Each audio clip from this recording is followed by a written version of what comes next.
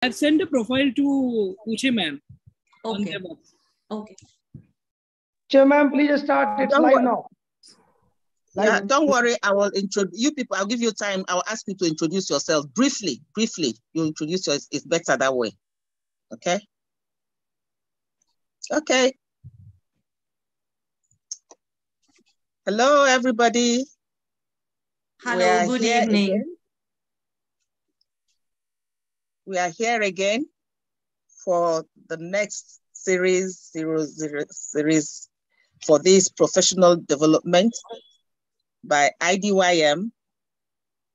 We want to say good morning, good afternoon, good evening, or even good night from wherever you are, because some people, it will be their night now. We want to have everybody hooked onto this. We greet IDYM members globally. It's a global platform. It's a global initiative. We greet all of you who are watching us here. We want to thank our boss, Ravi G. We want to thank those people behind the scene who are making this speaking, this presentation, this professional development, and all other we've done before and will do possible. We couldn't have done anything without them. We thank our speakers today for joining us. We have two speakers, and the topic that will be discussed today is a very interesting topic, a topic that has to do with methods of training our children. It doesn't even have to be in the classroom only. Teaching is for everybody and anywhere in the home. And it's about methodology, teaching methodology. So we want to look at what they are, how do we do them, what do they portend, what are the styles and strategies. And we have eminent speakers today to discuss with us some of the ways they think appropriate. They may not exhaust it. It's not exhaustive because there are so many angles to it. And we have those people are one. We have Dr. Pratik Rijan Mungeta, excuse me, I'm sorry if I didn't pronounce it well. The second speaker is Shavre Govande. We want to welcome both of you. And my name is Ambassador Professor Uche Grace Metarom. I'm from Nigeria, and our two speakers are from India. We are all working as a team with the same positive mindset in order to learn and to educate others. We share knowledge here. So today, we will start off by asking one presenter to start and introduce himself, and that is Dr. Pratik. Please, if you don't mind, we invite you now to kindly give us all you know, all you need to know, we need to know. Introduce yourself to us briefly and get on to your speaking. Thank you, and you're welcome, please, Dr. Pratik. Okay. Thank you so much. Am I audible? Okay. Okay. So let me introduce myself, Professor Dr. Pratik Rajan Mundgekar. I'm a scientist, professor, counselor, global educator, published author, and an international speaker. I'm the first Indian to be appointed as the Planetary Minister of Sustainable Development of newly emerging the Kingdom of Atlantis, a decentralized sovereign kingdom. I'm the first youngest Indian whose book Introduction to Sustainable Development Goals, which is non-academic, is now a part of Atlantean education program. First youngest Indian to receive 300 plus honorary doctorate from all over the world for my contribution in the field of teaching and research. First youngest Indian professor who taught to more than 8,000 plus students and career guided 4,000 plus students free of cost till date, and the count is still on. First Indian who has 850 plus international, national, and state awards at the age of 29 for my contribution in the field of teaching and research. First youngest Indian to receive 125 plus honorary high degrees across the globe. First youngest Indian to be appointed by 45 plus international organizations on various high positions at the same time. First youngest Indian to be appointed as ambassador by 46 organizations of many countries in almost all disciplines. First youngest Indian professor to start teaching at the age of 16 full-fledged, and at the age of 28, I have completed my 12 years of teaching. First youngest Indian to receive royal and prestigious titles such as Lecturus Magnificus from Philippines and HRH 5-star Duke. First youngest Indian to receive the Mendeleev's Fellowship, which is United Kingdom's highest academic honor. And lastly, first Indian to receive the distinguished title Professor Wisdom from Institution Culture Colombiana Casa Poetica, Plymouth, which is located in Colombia, South America. So this is my small introduction. And now I would like to start with my presentation. I would like to request Sharvari ma'am to share my PPT. So you can share. You can share. You're a co-host now. You can share.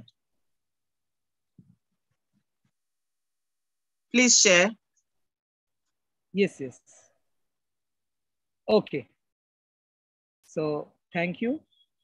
So today's topic is teaching methodology. So I'll first introduce the topic. So teaching methodology, and I would like to talk, throw some light on teaching methodology also and its effects on the quality learning. So this is my introduction. Next slide, please.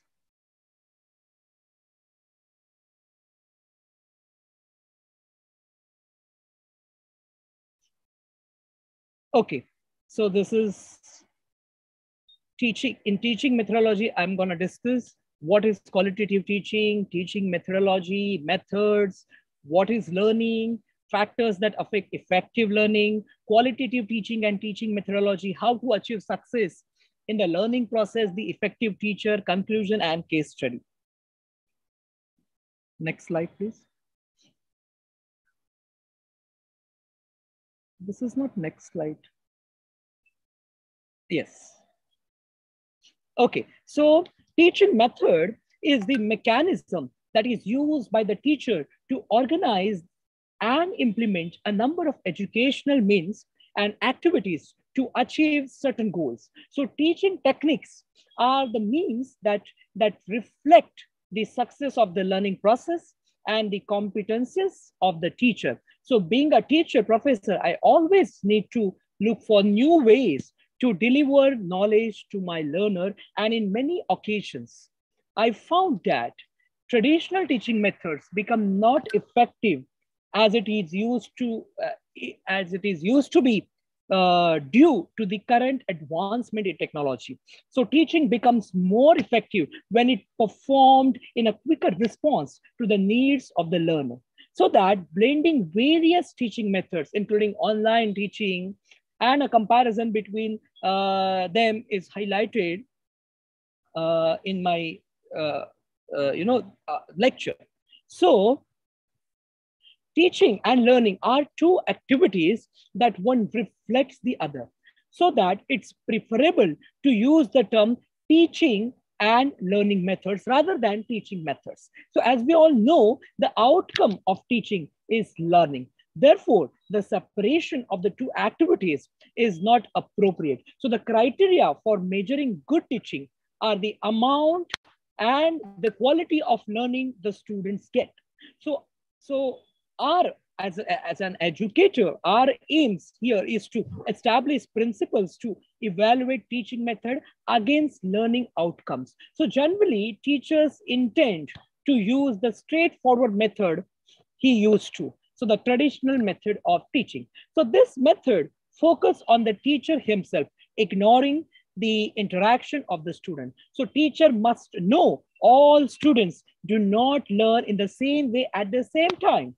So students in the class have a variety of levels in a particular subject. So therefore, teachers need to use different teaching methodology or to find the method that can reach all students effectively. So, there are many reasons to look for new techniques of teaching. Is the advancement in communication technology, information technology, and in a particular education technology. So these have changed the mind of current generation. So what is teaching methodology? So the teaching is as effective as his or her tools of teaching and the impacting knowledge and skills. So the methods that teachers adopt or do not adopt make the difference between a good teacher and a bad teacher. Remember that a bad teacher will complain about the tools, but a good teacher will make every situation a learning experience with or without adequate provisions of tools. So this is about the introduction. Now, next slide. Next is, this is, I guess, third slide. Teaching methodology, then, okay. So next is, what is learning? So learning is the reception of teaching. It is what we do in and outside the classrooms. So it is a local process that engages the pupils, or you can say students, to learn a subject matter. So learning may occur as a part of education, personal development, schooling, or training. It may be a goal-oriented exercise or aided by motivation. So it is often defined as a relatively lasting change in behavior that is a lifelong process of transforming information and experience into knowledge, skills, behaviors, and attitudes. So effective learning can be facilitated by the use of appropriate teaching methods. So now teaching methods are of various kinds: human, cultural, natural, and scientific. However, teaching methods are often concerned with facilitated learning or instructional resources or materials. So that is things and people that help us to learn, including technology. Now, I would like to explain the measuring in the same slide, measuring the quality of teaching method. So to achieve the learning outcomes that satisfy all the aims of the learning process, we need to establish a model approach in order to choose the teaching method. So this model consider a number of criteria in any selected teaching method, in spite of their differences in engaging the students and in the type of information they deliver. So the criteria of this model, I would like to summarize in some points. So first point, to what extent the method is suitable with the allowed time. Second point, to what extent the method gives a chance of learner participation. Third point, to what extent the method gives a chance to exchange ideas and expertise. Fourth point, to what extent the method gives a chance to implement the real life experiences.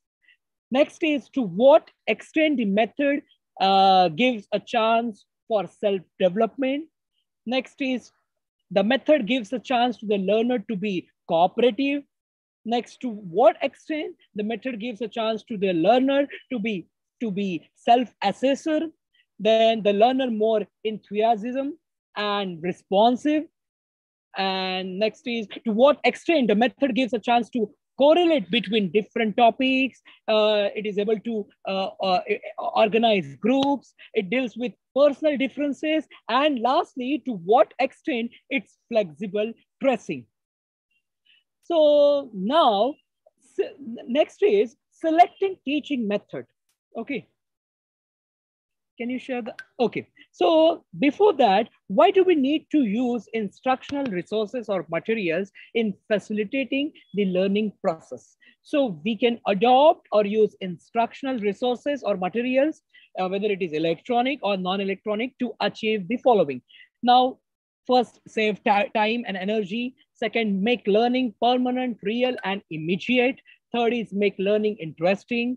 Next is motivate learners. Point number 5 is make learning authentic. Next is bring to class what is not in the immediate environment. And last one is make learning effective and impressionable. Now, in the same slide, selecting teaching method. This is very important. Now I would like to throw some light on the various teaching methods, their characteristics, strengths, and weaknesses. So the most successful teaching methods are those who have proven track record of success in employ the maximum number of, the above, which I discussed earlier, the point, the 10 or 12 points, while each of them engages students in different ways. So each has its advantages depending on the information they teach. So knowing the differences between these methods will help to select the technique that is best for a particular class of study and to define a particular teaching style. The there are so many techniques. So technique number or method number one is lecture. So lecture is what? It is one of the teaching method in which the teacher is the main roller. Learners represent the passive elements while the speaker represents the active one. So he delivered a prepared talk or verbal presentation to an audience on outline of points to cover in one batch. So audience participation is minimal and usually confined to a brief question and answer, say a question and answer session after the talk. And in this method, effort and time are saved. That's the first point. Now, the characteristics of this lecture method. So, there are strengths, weaknesses, and preparation. So first, I will explain what are the strengths of this lecture method. So in this lecture method, it saves time and efforts. Then it is suitable for detailed subject like history, literature, etc. Then it presents a factual material in direct or logical manner. Then it contains experience which inspires, then stimulates thinking to open discussion. And this method is economical and useful for a large group of students. Also, this method, in the lecture method, material can be covered in a structured manner and the teacher has a great control of time and material. So these are the strengths of this method. Now, weaknesses of this lecture method. So this is, sorry to say, boring for learners. Then concentrate on this method, concentrate on information rather than learners. Also, experts are not always good teachers. This is the fact.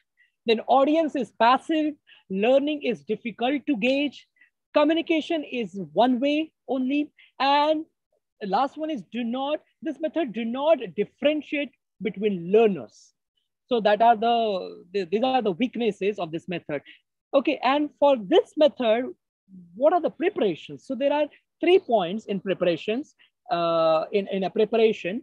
First is needs clear introduction and summary. Second, needs time and content limit to be effective. And third, it should include examples or anecdotes. So this is about our first method, which is a lecture method.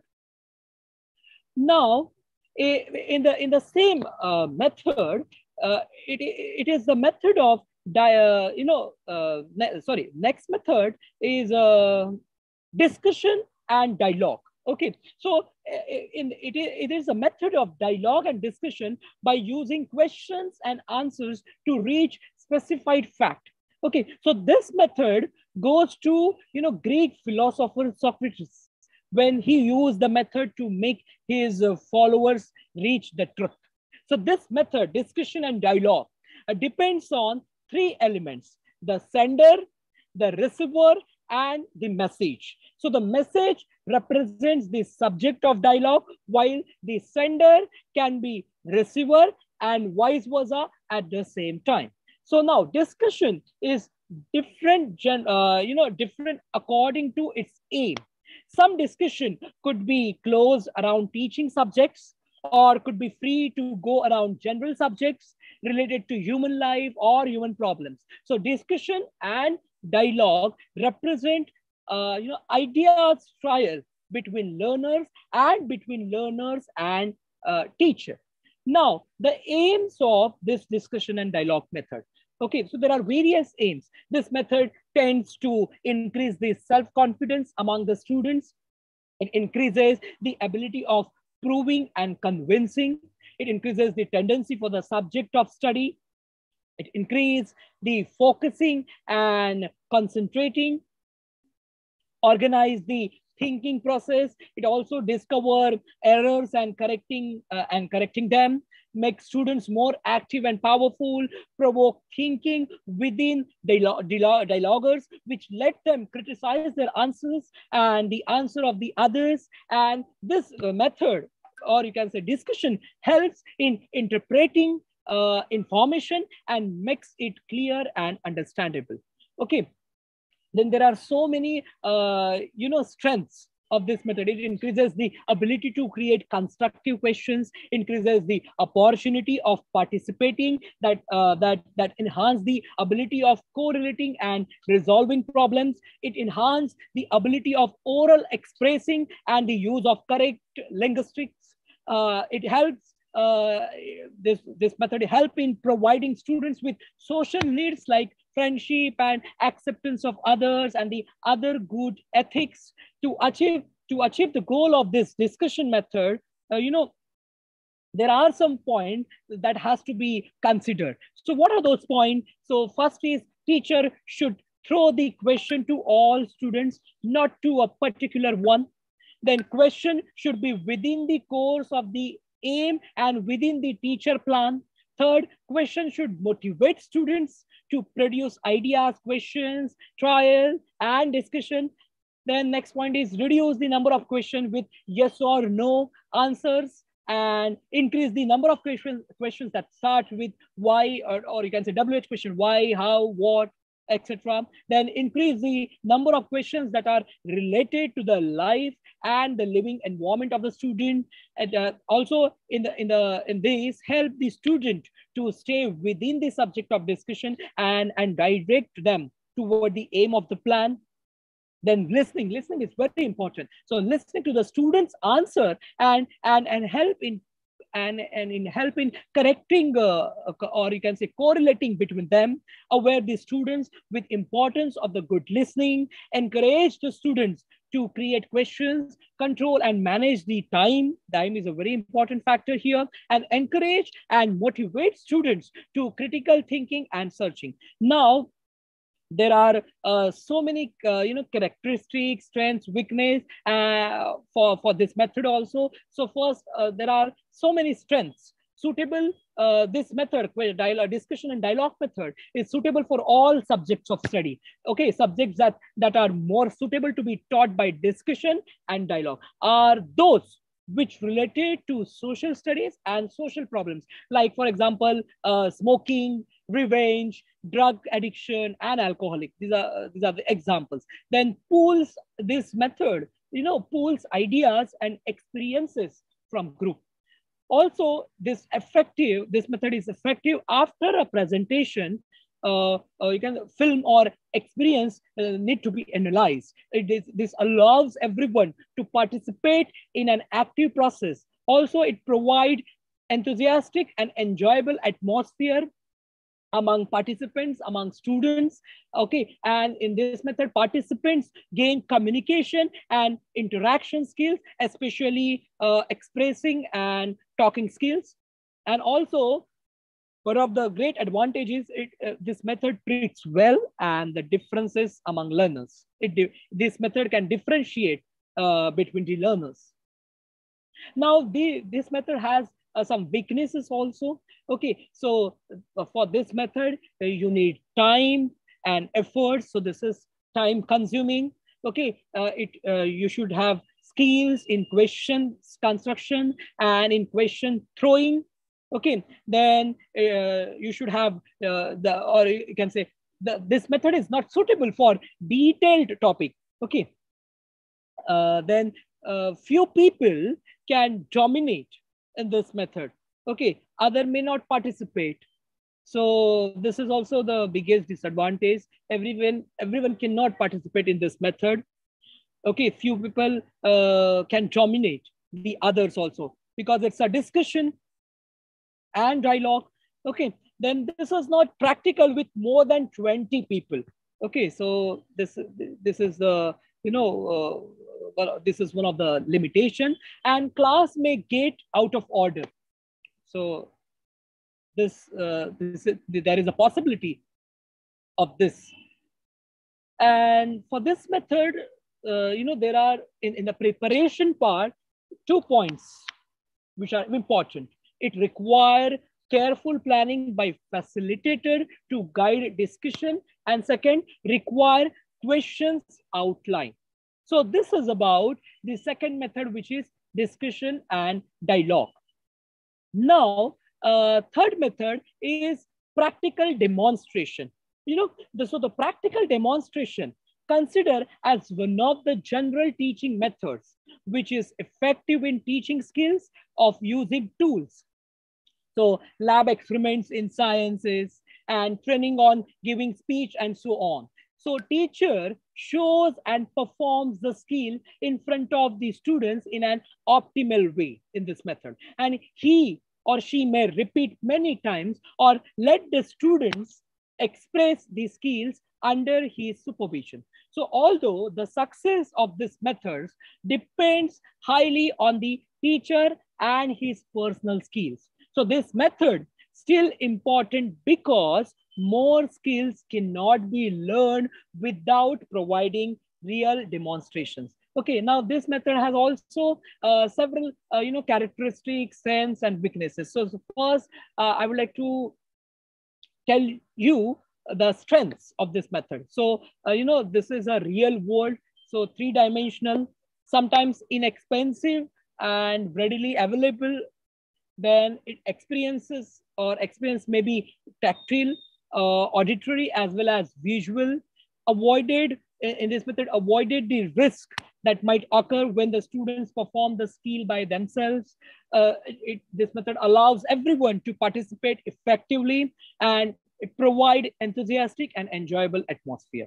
Now, weaknesses, needs a skilled instructor to perform the skills. Then this is not suitable for detailed subject.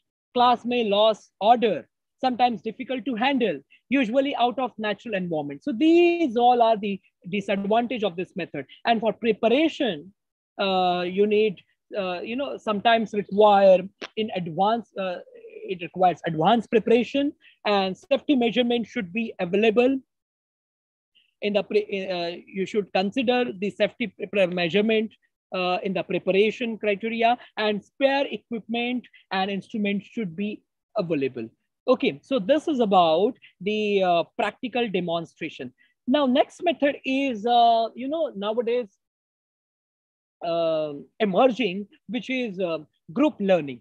So group forming by the teacher is of the foundations of the success of group learning. So studies or research show that the learners get more academic and social benefits when the members of the group or students are heterogeneous. So groups that are formed by the teacher in the class from different standard of student gave them the opportunity to learn from each other and also to assess each other.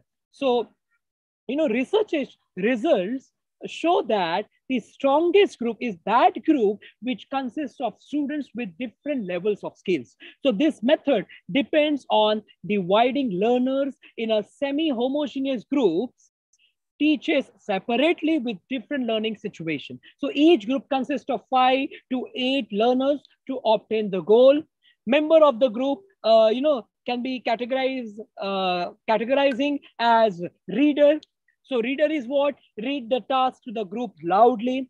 Then registrar is registrar's duty is register the answer, write names. Then next is checker. So checker's duty is to make sure that all members understand their work, and he or she asks for explanations and the method of solution. Then next is materials collector. So his or her duty is to collect all related materials and file them. Then next is coordinator. Okay, so coordinator presents the project and also the performance of the individuals. And last one is observer. So observe the level of the noise in the group and try to direct the team toward their work through time watching. Okay, so this is about group learning. Now next method is investigation. So in investigation, this method is generally used in higher education. For example, investigation in language. Okay, investigation in language means reaching the aim, while investigation as a method of teaching means overcoming the problems by going through many systematic steps until achieving the aim and the result. So as a definition, investigation is a try to discover a new idea or new meaning through studying a number of ideas, phenomena, and cases. So investigation considered as a very effective method for developing scientific thinking for the students by implementing many scientific operations such as investigation, observation, experimentation, categorization, prediction, interpretation, etc. So by this method, learners study a number of phenomena, facts, and information to reach to a new thing by themselves. So there are so many advantages of this investigation method. Student is the center of the method, so his role will be positive, not negative. Then teacher is a director, not a brain feeder.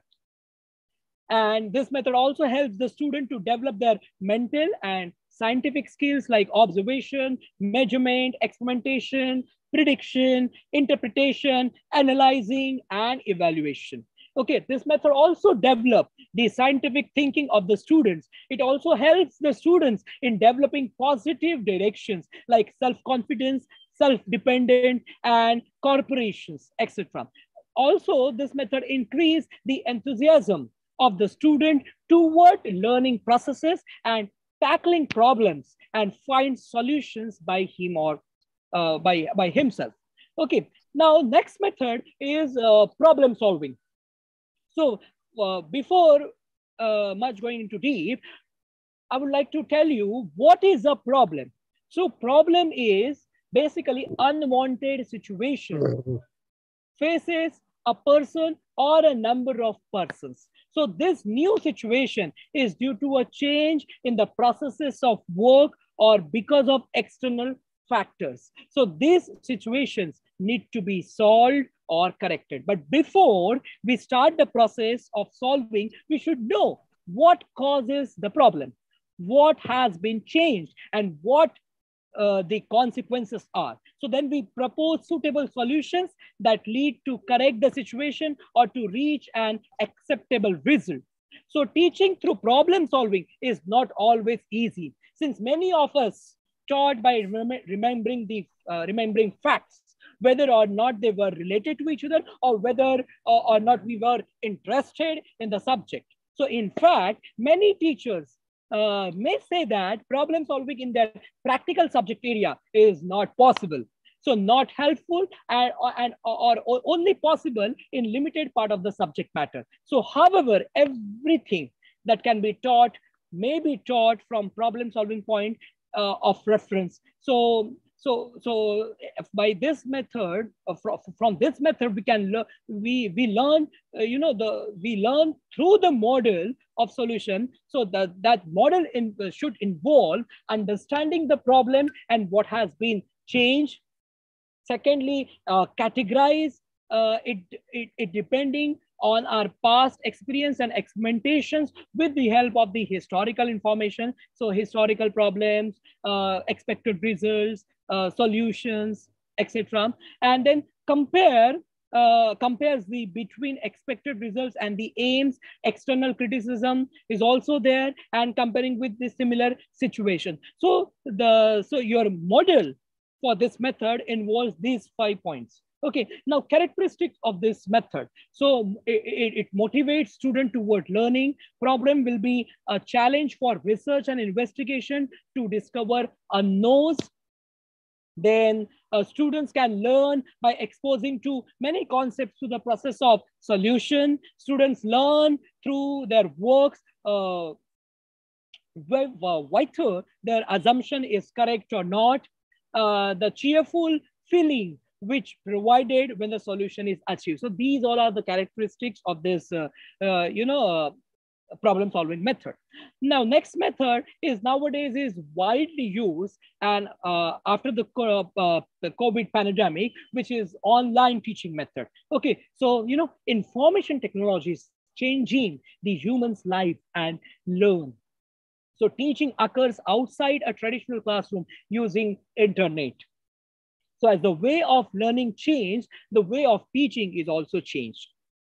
So tutors here also should demonstrate other type of competency and reflect his knowledge, skills, attitude, and context of performance. And this competency should be validated by one of the available ways that goes through a certification process that consider all factors that tutors or educators, teacher, professor may need to the competency. So the characteristics of the online teaching method are also involved strengths and weaknesses. So first, strengths. So students can participate in classes from anywhere in the world, provided they have computer and internet connection. Second, online learning is efficient. Unlike face-to-face classes, there is a time and space for students to think, discuss, respond, and solve. Then online learning allows a dynamic interaction between tutor and students and among themselves. Resources and ideas are shared. Continuous synergy, cooperation will be generated through the learning process, results in high quality dialogue and learning. Within an online discussion, students actively participate by answering discussion questions made by their classmates, building on what others have said, and become actively engaged in what they are studying and what they need. As a part of learning experience, students discover the collaborative effort involved in the learning process. In the online environment, discriminating factors such as age, race, gender, disabilities are absent. The student focus on attention is on the content of discussion and the ability of contribution to learning process. So students have an open access to resources and materials that may be located anywhere in the world.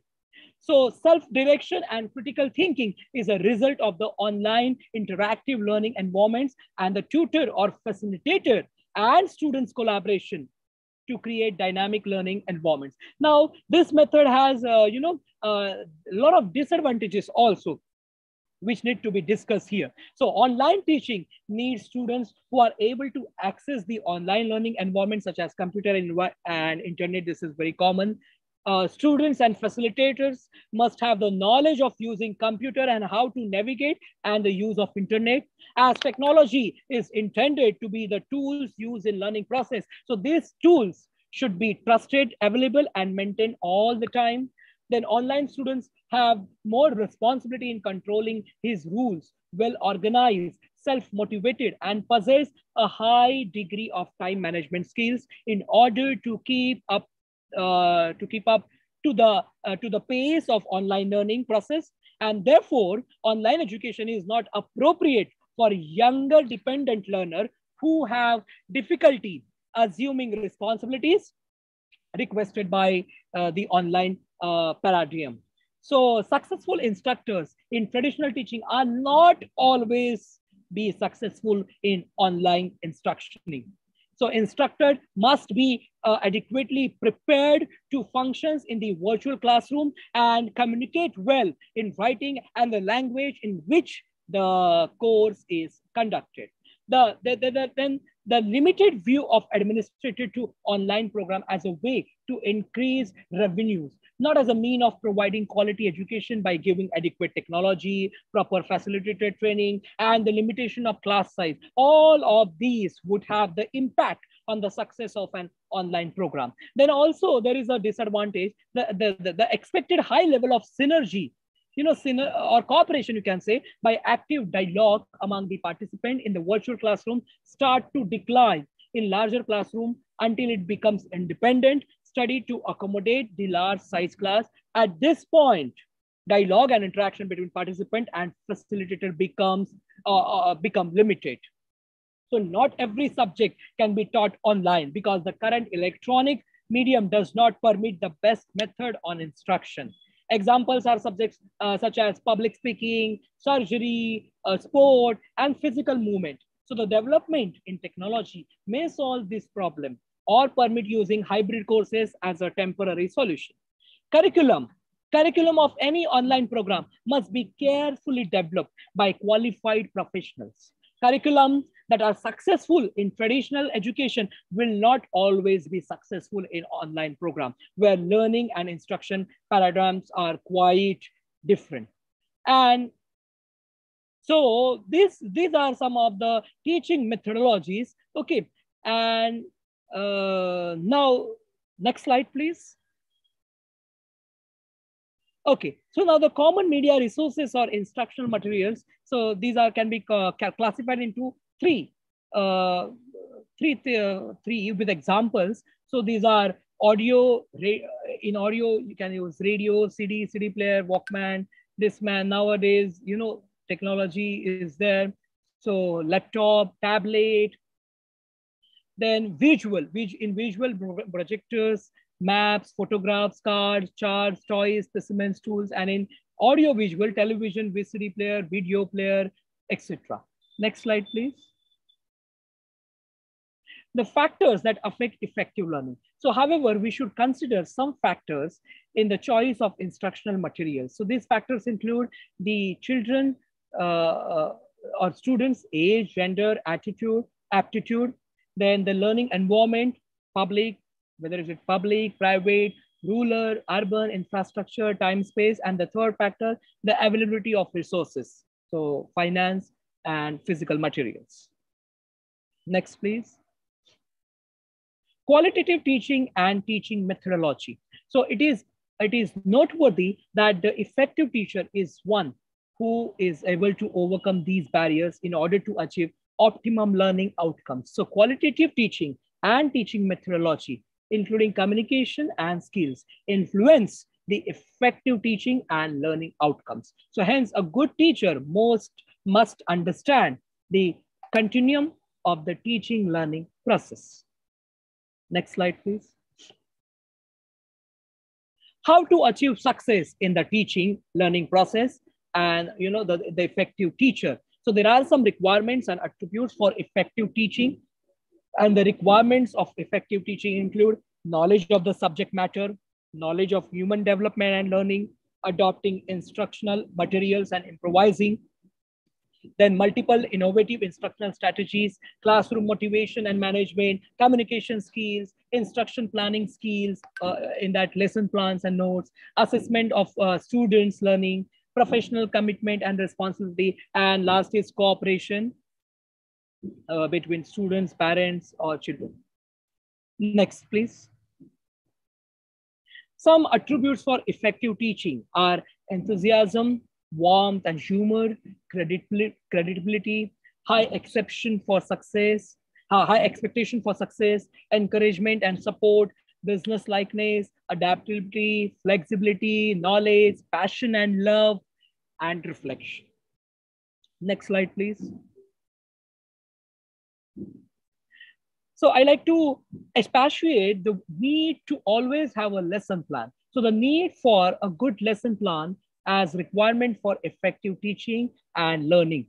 So this cannot be overemphasized. So let me now highlight the components of a good lesson plan. And a good lesson plan should contain the following: personal classroom data information, objectives, introduction, presentation, teachers' activities, then students' activities, summary and conclusion, evaluation, question and answer, assignment, homeworks, and follow-up.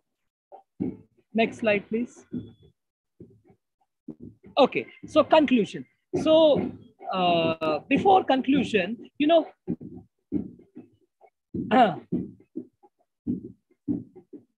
you know, in all these teaching methodologies, we have study the teacher or educators have presented specifications, you know, that must be made by the teaching method in order to successfully achieve its goal and let teacher to be more effective so that students can learn better. So to achieve all these goals, you know, general specification for most common teaching methods, including the online education method, focusing on the strengths and weaknesses of each in order to help the teacher to choose the appropriate method to teach a specified subject successfully. So I have provided the most important features of online teaching also as a being as a you know, facilitator today, and this and that offer technology-based instruction environment that expand learning opportunities and can provide top quality education through a variety of you know, formats and formalities. So why do a thing if you will not be known for it? So this statement is apt for the teaching profession. So in order to be known as good teacher, you must be effective. Effectiveness in the teacher profession, especially in the primary school.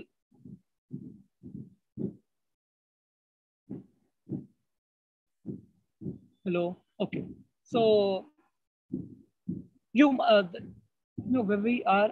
Okay. So why do a thing if you will not be known for it? So this statement is apt for the teaching profession. So in order to be known as a good teacher, you must be effective. So effectiveness in the teaching profession, especially in the primary school level, is undoubtedly the foundation for the pupils who are the future of the future leaders of the nation and the world.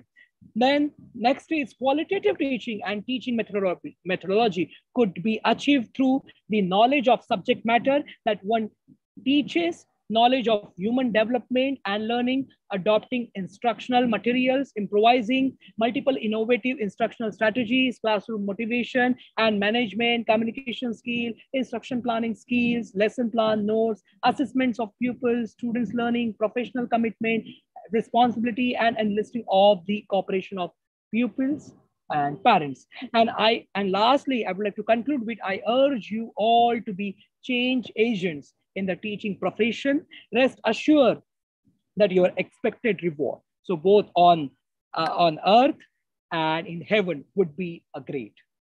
And lastly, next slide. Thank you. Thank you so much for inviting me here and patiently listening to this very exhaustive lecture on teaching methodology. Thank you so much.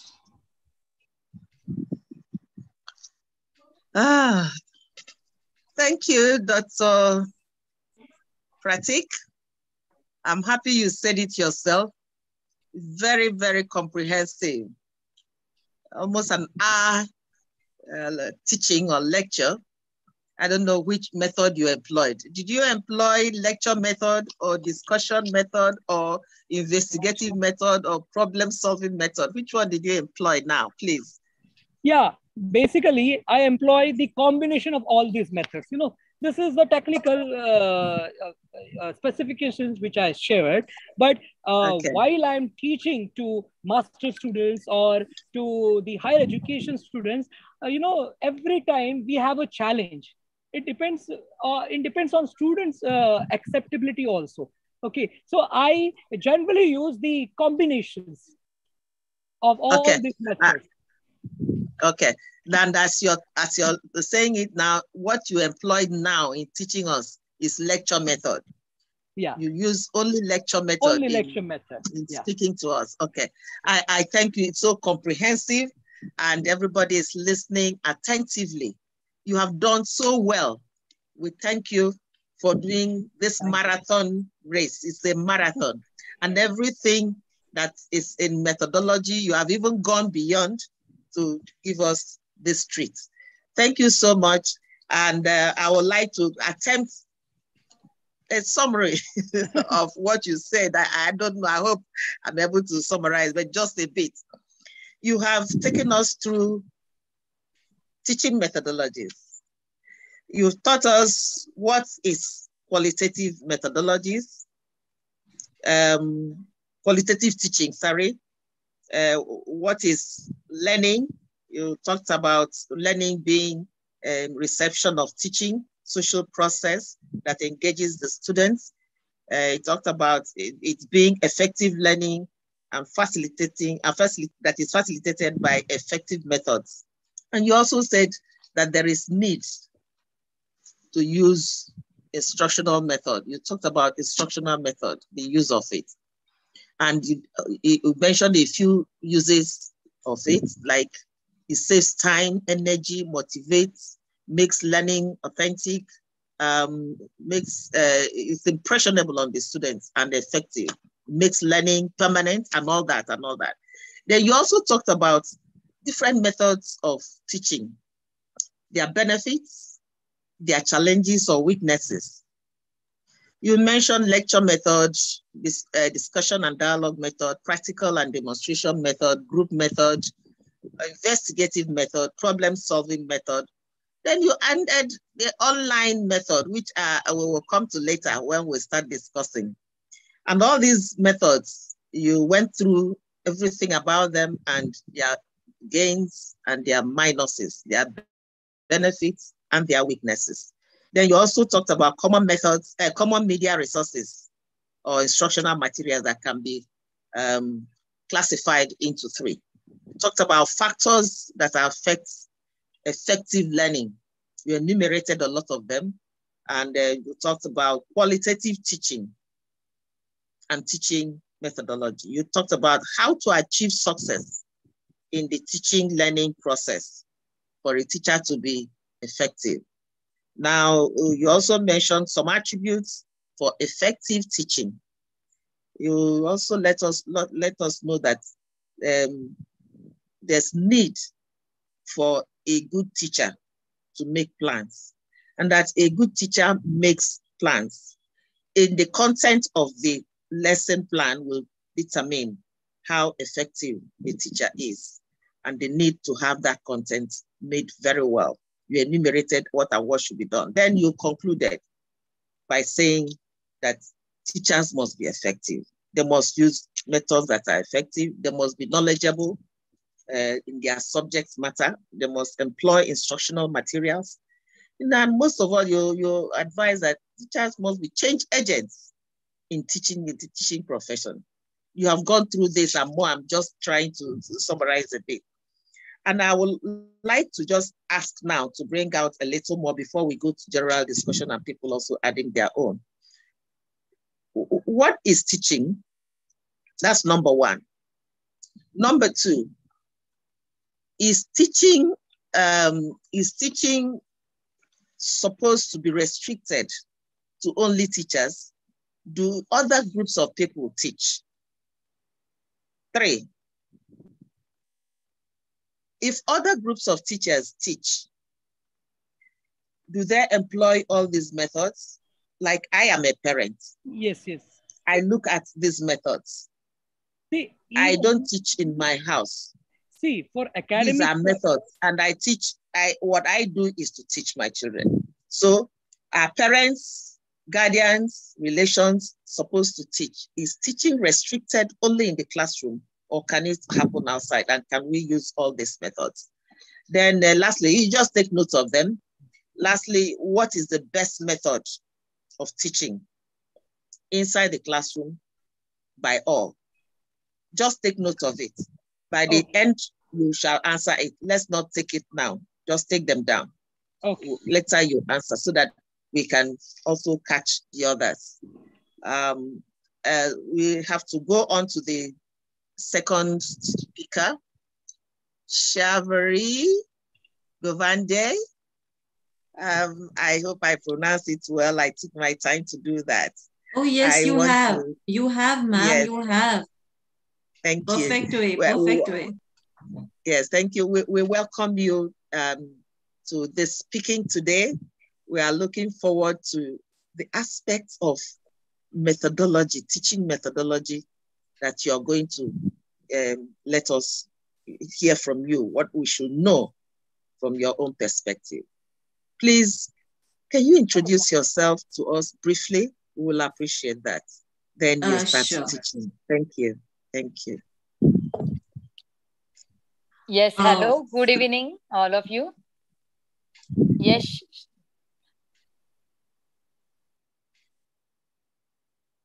Shavil? Ashwini ma'am, you're on mute. We cannot hear you. I think Ashwini's ma'am is introducing me. Yes, Ashwini ma'am, you can proceed. Now our second brilliant speaker is Sharvari Govande. Hello, Ashwini. Hello. Yes, hello, Ashwini. Yes. I thought you should have told us. I just talked to her that she should introduce herself. So if you wanted to take over, you are the moderator, isn't it? Oh. You are the moderator? Are yes, you the moderator? Yes, ma'am. You should have let us know that you're there so I can hand over to you properly. I didn't know who you were and you just came in. So let me welcome you. We welcome our moderator. She is Ashwini Pansare. She's now here. I stood in for you. So I hand over to you the moderation of this. So since you've just come in, please, I hand over to you. And I want to thank everybody for hearing me as moderator. Thank you for letting me moderate for you, Ashwini. Thank you. Okay, Thank over you to so you, much, ma'am, for giving me this wonderful opportunity. Yes, before starting the Sharvari ma'am session, Pratik sir, your session is really enriching, exhilarating, wonderful, mesmeric, praiseworthy. Keep going, keep rising. Presentation is so wonderful. Thank you, thank you. Yes, and really it's a knowledge enriched session, sir. Making things impossible to possible is the best passion forever for you, sir. So keep going, soaring high. Now our second brilliant speaker is Mrs. Sharvari Govande. I will simply explain her short profile before starting the session. Sharvari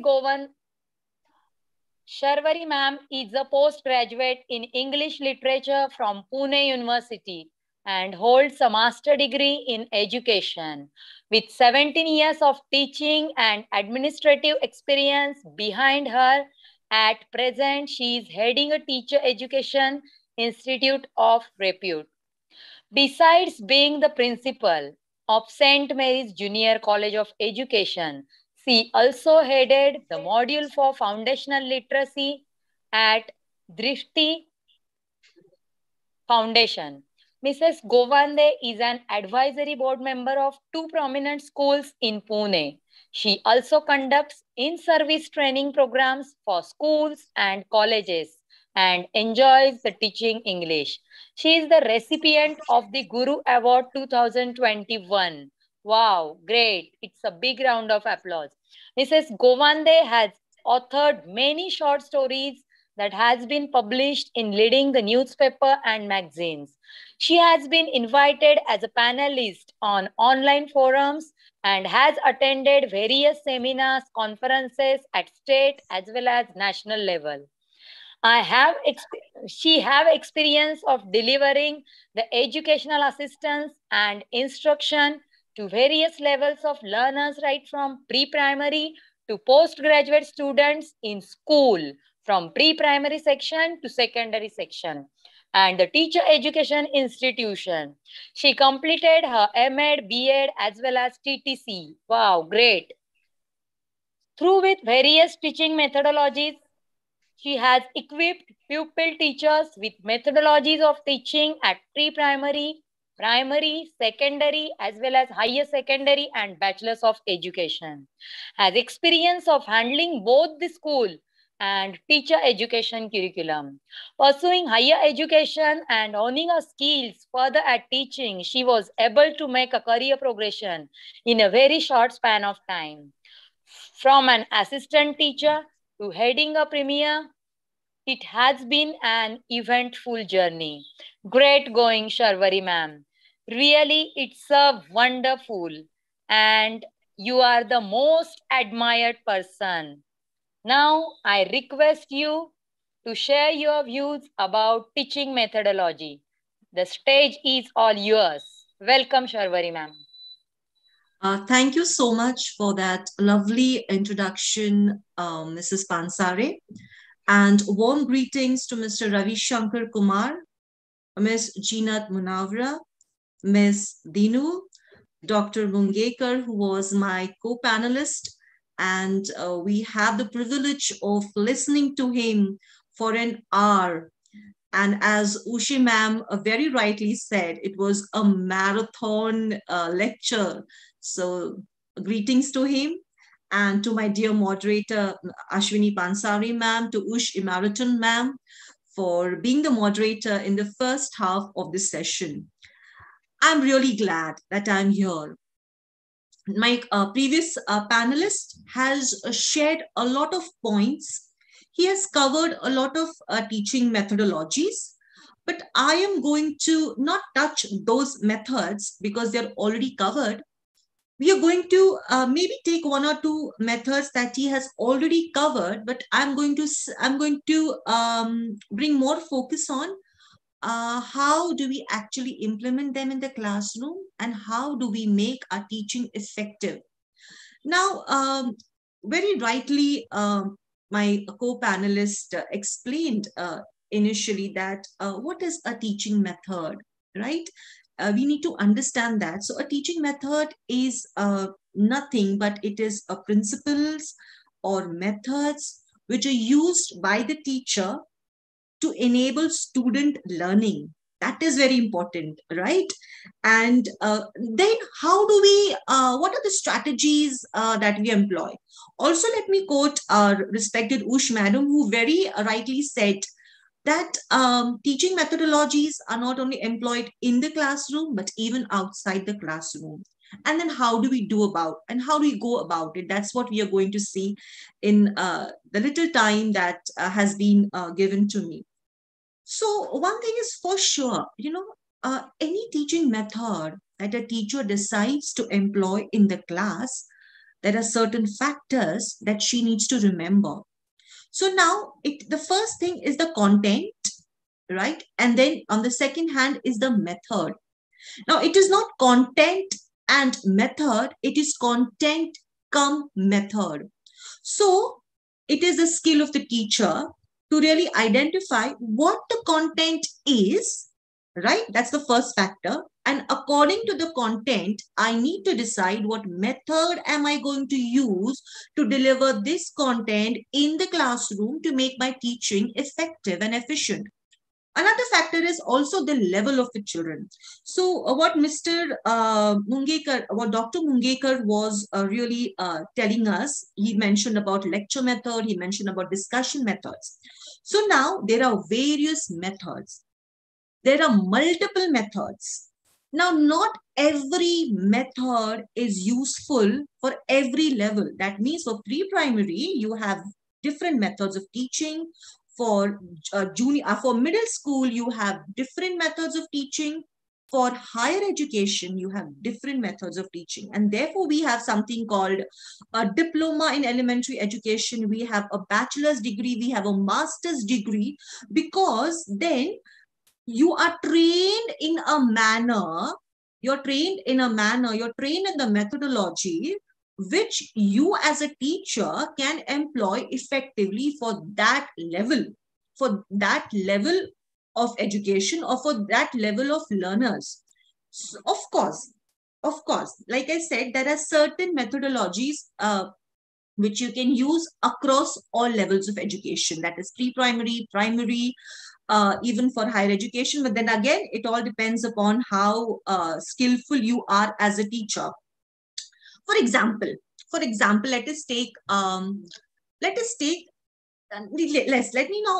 me just go back when I was talking about its content and its content come methodology. For example, there is, because we usually in schools, we have the cyclic system of curriculum. So let's say you have a lesson on Napoleon in class 4, and the same lesson, but in maybe great depth, is also in class 7, for example. Okay, let's say Napoleon, or if it's a very great Maratha leader, Shivaji Maharaj. So now, as a teacher, that same content, I can use a storytelling method to teach that content for class 4. And how about a dramatization or a role play for the same content for grade 7 or 8 for higher classes? Of course, it needs a lot of planning. So even if it's a storytelling method, it is a skill which you really have to develop those skills to be an excellent storyteller. Because, it says the story, it doesn't come from the book. It doesn't come from the text. You have to narrate it. So there are certain skills which are involved as a teacher. And of course, nobody overnight becomes an excellent storyteller, right? It is a skill that as a teacher you have to develop. So what are the sub skills? It's your gestures, it's your intonation, it's your pauses, it's use of teaching aids. This is how you're going to make that lesson very interesting for the child. Whereas now, again, if you take just focus on the storytelling methodology, there are so many teaching aids that you can use. It could be flannel graphs, it could be stick puppets, it could be hand puppets, it could be pictures, it could be real objects that you're getting in the class, right? And that's the way you're going to narrate the story. You're not going to narrate. Let me just emphasize and reiterate, you are narrating. You are not reading the story, you're narrating the story. It's coming from your heart, right? So they're going to learn. It's an excellent. And now, one more thing that I really want to tell this forum and all those, of course, we have a lot of seniors. With Ushi Ebitoro ma'am is quite a senior to me, and I have many seniors. Please excuse me if you disagree with me, but because I'm also still learning, right? So then the same content. I mean, the same content, like I said, if it's in the higher class, how about using, I said, a dramatization or role play? Because like I said, any teaching methodology that we use, the end objective is that the student learns. I think that is what we are there for, right? So these are 2-3 factors that we really need to remember when we are thinking about teaching methodology. Now, of course, it could be any method. My previous panelist did mention quite a few methods. It could be any method that the teachers employs in the classroom, but I really feel sometimes, because in our careers, we come at a plateau period when we do not want to do anything additional or extra. And there could be a lot of factors. It could be the classroom size. It could be simply, we are very happy with our chalk and talk method. But let us remember one thing as educators and teachers, we are there for the children, right? And how about we have a class which is engaged, which is lively, and you get the satisfaction that, yes, I did employ a particular method in the class and it was quite beneficial. So coming back to storytelling method, my previous panelist, he said that a traditional method is not effective. This is what he said in his presentation. So the effectiveness of traditional methods have been proved by research. I had undertaken a research on storytelling versus the traditional method of teaching, and my results in the research also showed that storytelling method was much effective when it came to teaching English language, to teaching literature. So the pre-scores, the post-scores were much better. So again, let us, why am I sharing this with you is just to encourage each educator to, we have this lesson plan and we do plan our lesson, but how about we think about, this is my content. It could be any subject. It could be history, geography, English. How can I make this lesson different? What method am I going to use to make my lesson really interesting? What additional efforts are, from my part I can take? So moving ahead, I am going to share a few teaching methodologies with you, which I have personally, as an educator, I've employed them. I have used them. So it is not that I'm just telling you use this method, use that method, or this is a very good method. No. And most of y'all have also probably used those methods, and we have had a good experience with those methods. So because like our moderator, respected Pansari ma'am, said that I do have experience of teaching right from KG to PG, and also because I'm from a teacher education background, I have experience of various methodologies also. So I'm going to share a few a few methods which are going to be useful for all levels. So before that, let us very briefly, before I proceed to that, very briefly, I want to just share with you there are the types of teaching methods. I do not want to sound very theoretical. I want to go to the practical aspect, but a little bit of theory, just for so that before we move, we know exactly what we are talking about. So some of the methodologies are very teacher-centered. For example, the lecture method that my co-panelist mentioned before, right? So here the teachers are the primary authority figure, and students are deemed to be empty vessels who passively receive knowledge from the teachers through lectures. So sir also mentioned some advantages and some disadvantages of lecture method, which I am not going to repeat for sure. What I am going to discuss, or in fact, if we have a discussion even towards the end of the session, I would even like to know, if the moderators allow, that how do I'm going to share a few of my ideas. How are we going to make even this lecture method a little more effective in the class? We know a lecture method is teacher-centered, it's one-way communication, all that was told in the previous session, right? So then, small tips to make the lecture method interesting. Use the board. Illustrate wherever you can. Write the main points on the board. Give some writing to the students. Dictate, whatever, you're dictating notes, you're asking them to write something, then pause. Make them read what they have written. Ask them to share their views. In between your lectures, ask them questions. What kind of questions are you going to ask? Thought-provoking questions. Ask them questions which are thought-provoking. Ask them questions which test their higher order thinking skills, right? Ask them personal response questions. This way, we can overcome all the weaknesses of a lecture method that was mentioned by Dr. Pratik. So even if it's, we always say, lecture method, it's a very boring method. It's a one-way method. It's just one-way communication. But then again, if you plan your 45 minutes lecture, you can still make your lecture method very interesting, right? You need to know how to really use these devices, how you're going to ensure that the student is using all his senses in the classroom. So he's seeing, he's reading, he's writing, right? So multisensory instruction is something that can be employed in a lecture method to remove that tag where we usually say, lecture method is boring. So let's remove that tag, and even let's make the lecture method a little more interesting. So this was teacher-centered, right? Then there are some methods which are student-centered. For example, Dr. Pratik mentioned about the discussion method, which I'm not going to go in details again. Assignments, giving assignments to children is also very student-centered.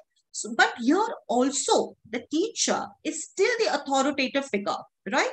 But here, the only difference is both the teachers and the learners play an active role in the learning. And then is technology-assisted type of teaching method, which again was covered by Dr. Pratik, right? And of course, then there are these low-tech chalk and talk methods, the traditional methods that we usually employ. So now, moving ahead, I'm going to very briefly share a few methods which I'm sure we employ or we are aware about it, but sometimes we kind of forget about it. So it can be a good revision for us as educators also. Demonstration. I'm going to actually demonstrate something to you. So I really, I want all eyes and all ears to me. So yeah, that is how I'm in the class. I want all attention when I'm speaking. So so even sir did mention about a demonstration method, but because I am a teacher educator, so when I am teaching the different methods to my students, my pupil teachers, I do not tell them the theory. I actually demonstrate that method to them, and then I tell them, see, this is the method. This is what you have to do it in your classrooms when you go as teachers. So now, for example, again, demonstration method, no, it requires a lot of planning. So it could be, when we think of demonstration, you really think about science. No. Why? It's always, even for geography, you can do so many demonstrations, right? It's so much better. For example, I'm going to show you one demonstration. Please bear with me with whatever aids I have with me.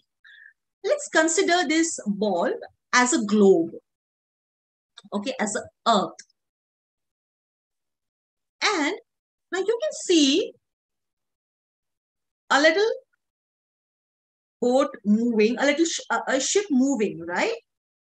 This is a very simple demonstration. Maybe most of y'all have guessed what I'm trying to teach. So if it's a geography lesson and the topic is how do you prove, the proofs that the earth is not flat, but it is round, it is spherical.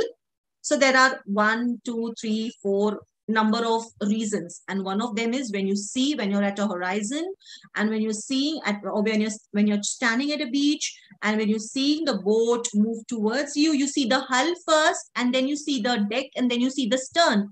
If the earth was flat, you would see the entire boat, the entire ship. But because the earth is not flat, it is a spherical. When it moves, this is how it is proved that earth is spherical. Very simple demonstration. What do you require? You just need to know a little bit of origami, how to make that ship, and you have a globe in the school, in the college. Now, I am sorry, apologies, I did not have a globe at my home, so I had to make do with my son's his playing ball. So this is how now see, a little demonstration breaks the monotony in the class. You have all ears, you have all eyes to you. Children are interested, right? They're engaged. And you don't have to explain, you don't have to talk lots. A small demonstration and you've explained the concept. So this can be done for a lot of subjects, right? Sir also mentioned about group work, teamwork,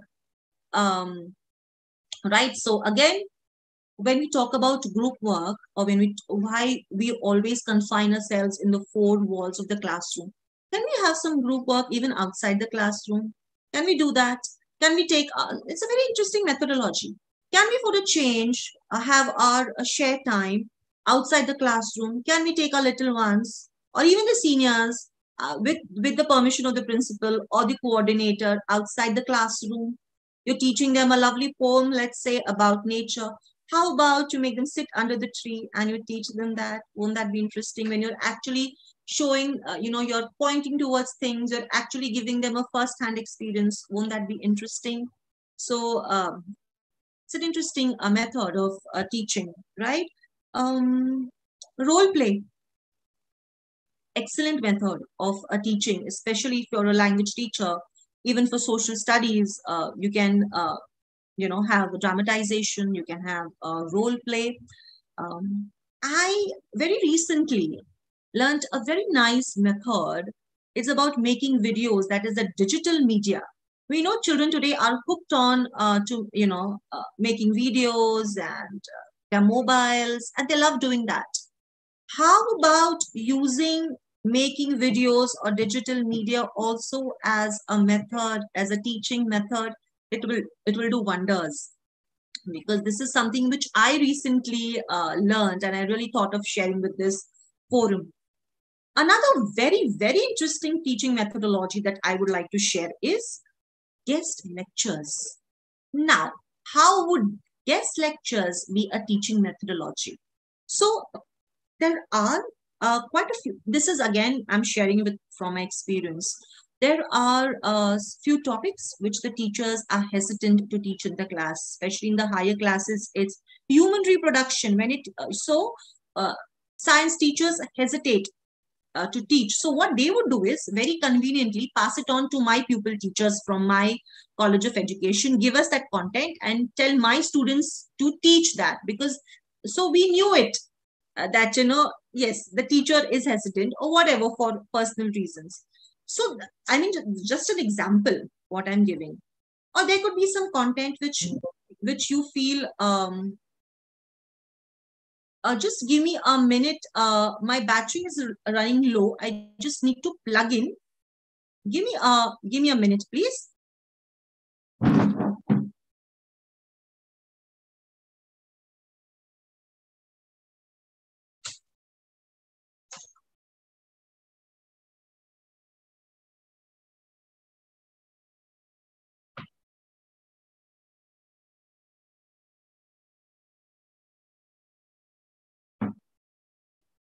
Sorry, apologies, sincere apologies for that interruption.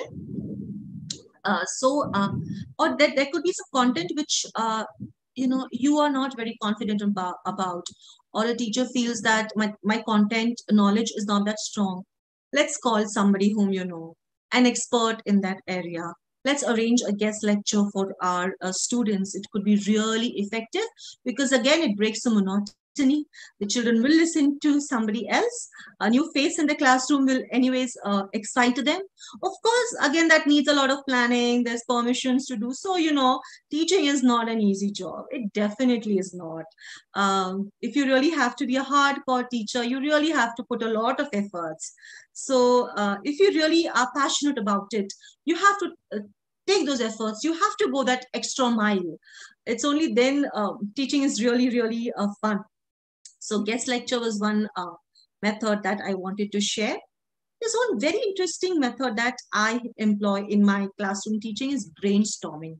It's a wonderful method. It's a wonderful method. So give them a topic like who is a great classmate, and let those ideas come from them. Put it on the board, and then you can kind of conclude with it. So there was a very nice thing that I did in my classroom. Again, because let me again reiterate, because I'm into teacher education, I wanted to teach my students what a brainstorming method is. So I had a brainstorming session with them, and very simple topic. I said, girls, I want to change the pattern of the assembly. Just give me your ideas. I mean, how do we go about it? What changes in the format can we do?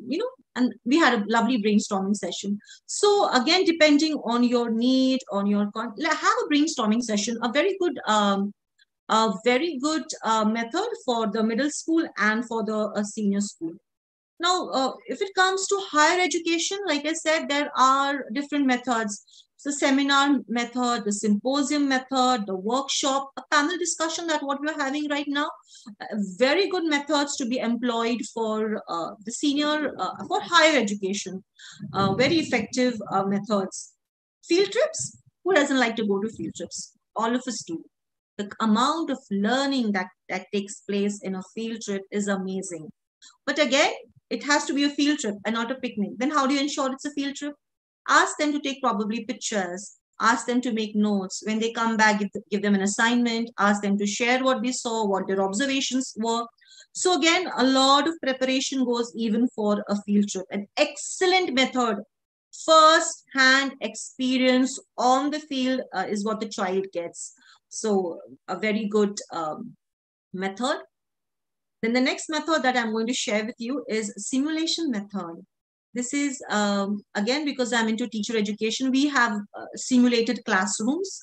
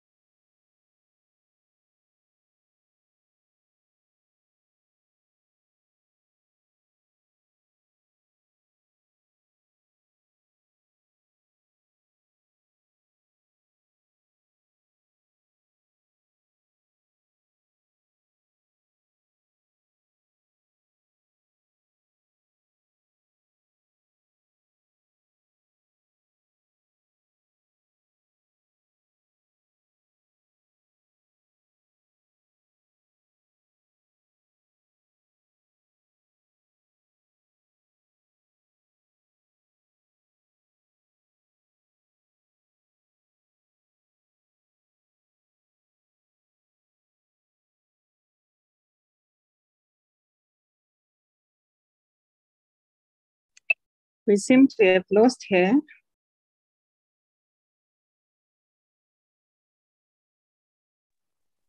Am I audible? Yeah. Hello? Yes, I'm so Yes, sorry. I cannot switch on my. I'm so sorry, sir. I cannot switch on my video because the electricity has played a truant in my area. It's raining cats and dogs. But anyways, I'm just coming towards the end. So I was just sharing about simulation. So simulation is also a very interesting method that can be employed in the classroom.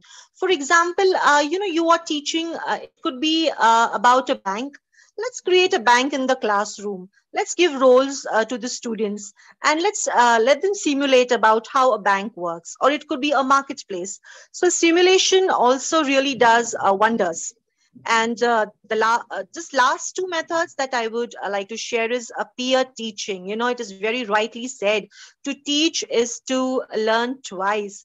So when you have a group of students, maybe one student or two students who are teaching their peers, it does wonders. They really learn very well. And my last method that I'm going to share with you is the experiential method, which everyone is currently talking about. I have this friend of mine who is heading a school, and I just today before our session began, I would like to share what she did in her classroom. So she wanted to teach them about how oil can be extracted from seeds. So she gave each one of them tissue papers in the classroom. She gave them almonds, she gave them peanuts, and then she asked them to crush it. And so you could see that little oil which was squeezed on the tissue paper. So that was a lovely method. When you're giving experiences to the child learns so much. So like I said, various teaching methods, it all depends upon the ingenuity of the teacher, about how she utilizes them, about how she uses them effectively and efficiently to make teaching learning process an enjoyable one. That's it. Thank you so much. And thank you for being a proactive audience. Thank you so much.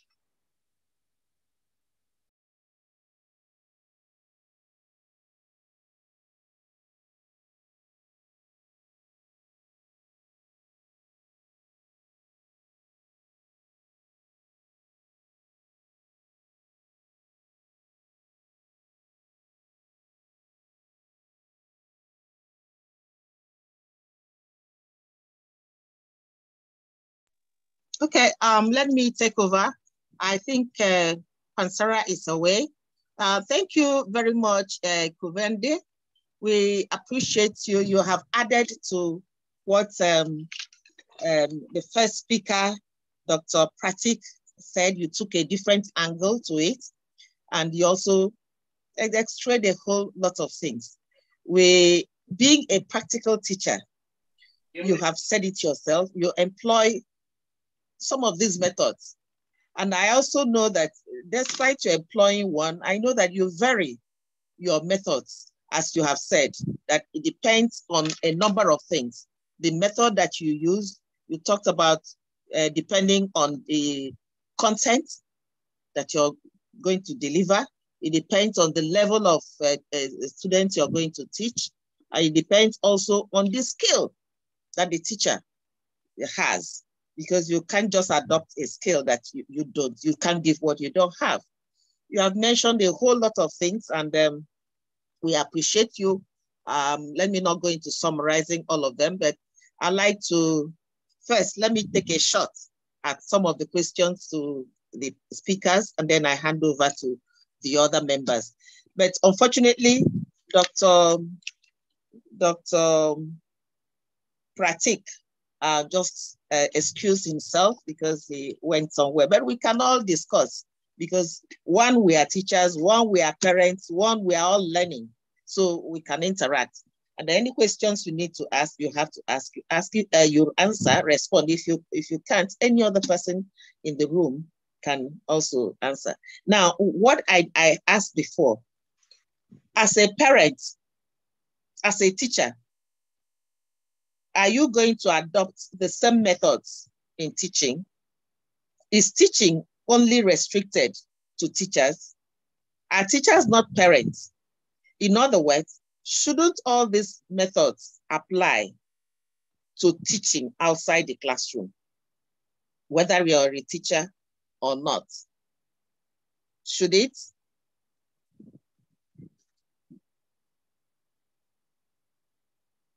You muted, yes, okay. Yes. Can we, without being teachers, because if the definition of teaching is to learn, and before you can get somebody to learn, whether the student or not, you also have to teach. Can we apply, do you apply any of these methods outside the classroom to non-students of yours? Yes, thank you. Thank you so much for the question. So, ma'am, like I said, all these methods that I shared with you, yes, I have employed it myself.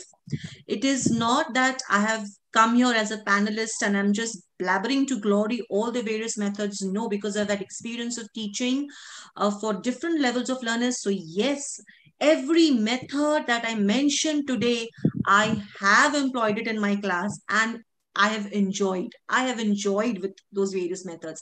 I cannot be a chalk and talk a person. I just cannot do that. So yes, I No, have used. I'm asking about outside the classroom. Can we apply that? I'm a parent, because why I'm asking is, as a parent, I apply this in my home, in the raising of my children. I apply it also in raising other children, in talking to other children, and I vary them. The situation varies. If it needs discussion, I discuss with them. We sit down and discuss. If it needs lecturing them, I lecture with them. If it needs gathering them in group, I do that. I am only saying that teaching also can take place outside the classroom. That when we are talking about teaching method, we should extend it to every place and everywhere, not just in the classroom, because you meet the children anywhere.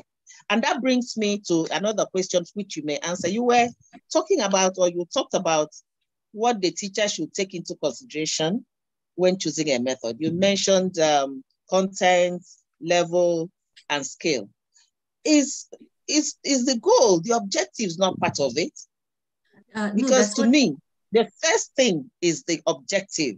What do you want to realize? What is the objective? Do you want to teach your children?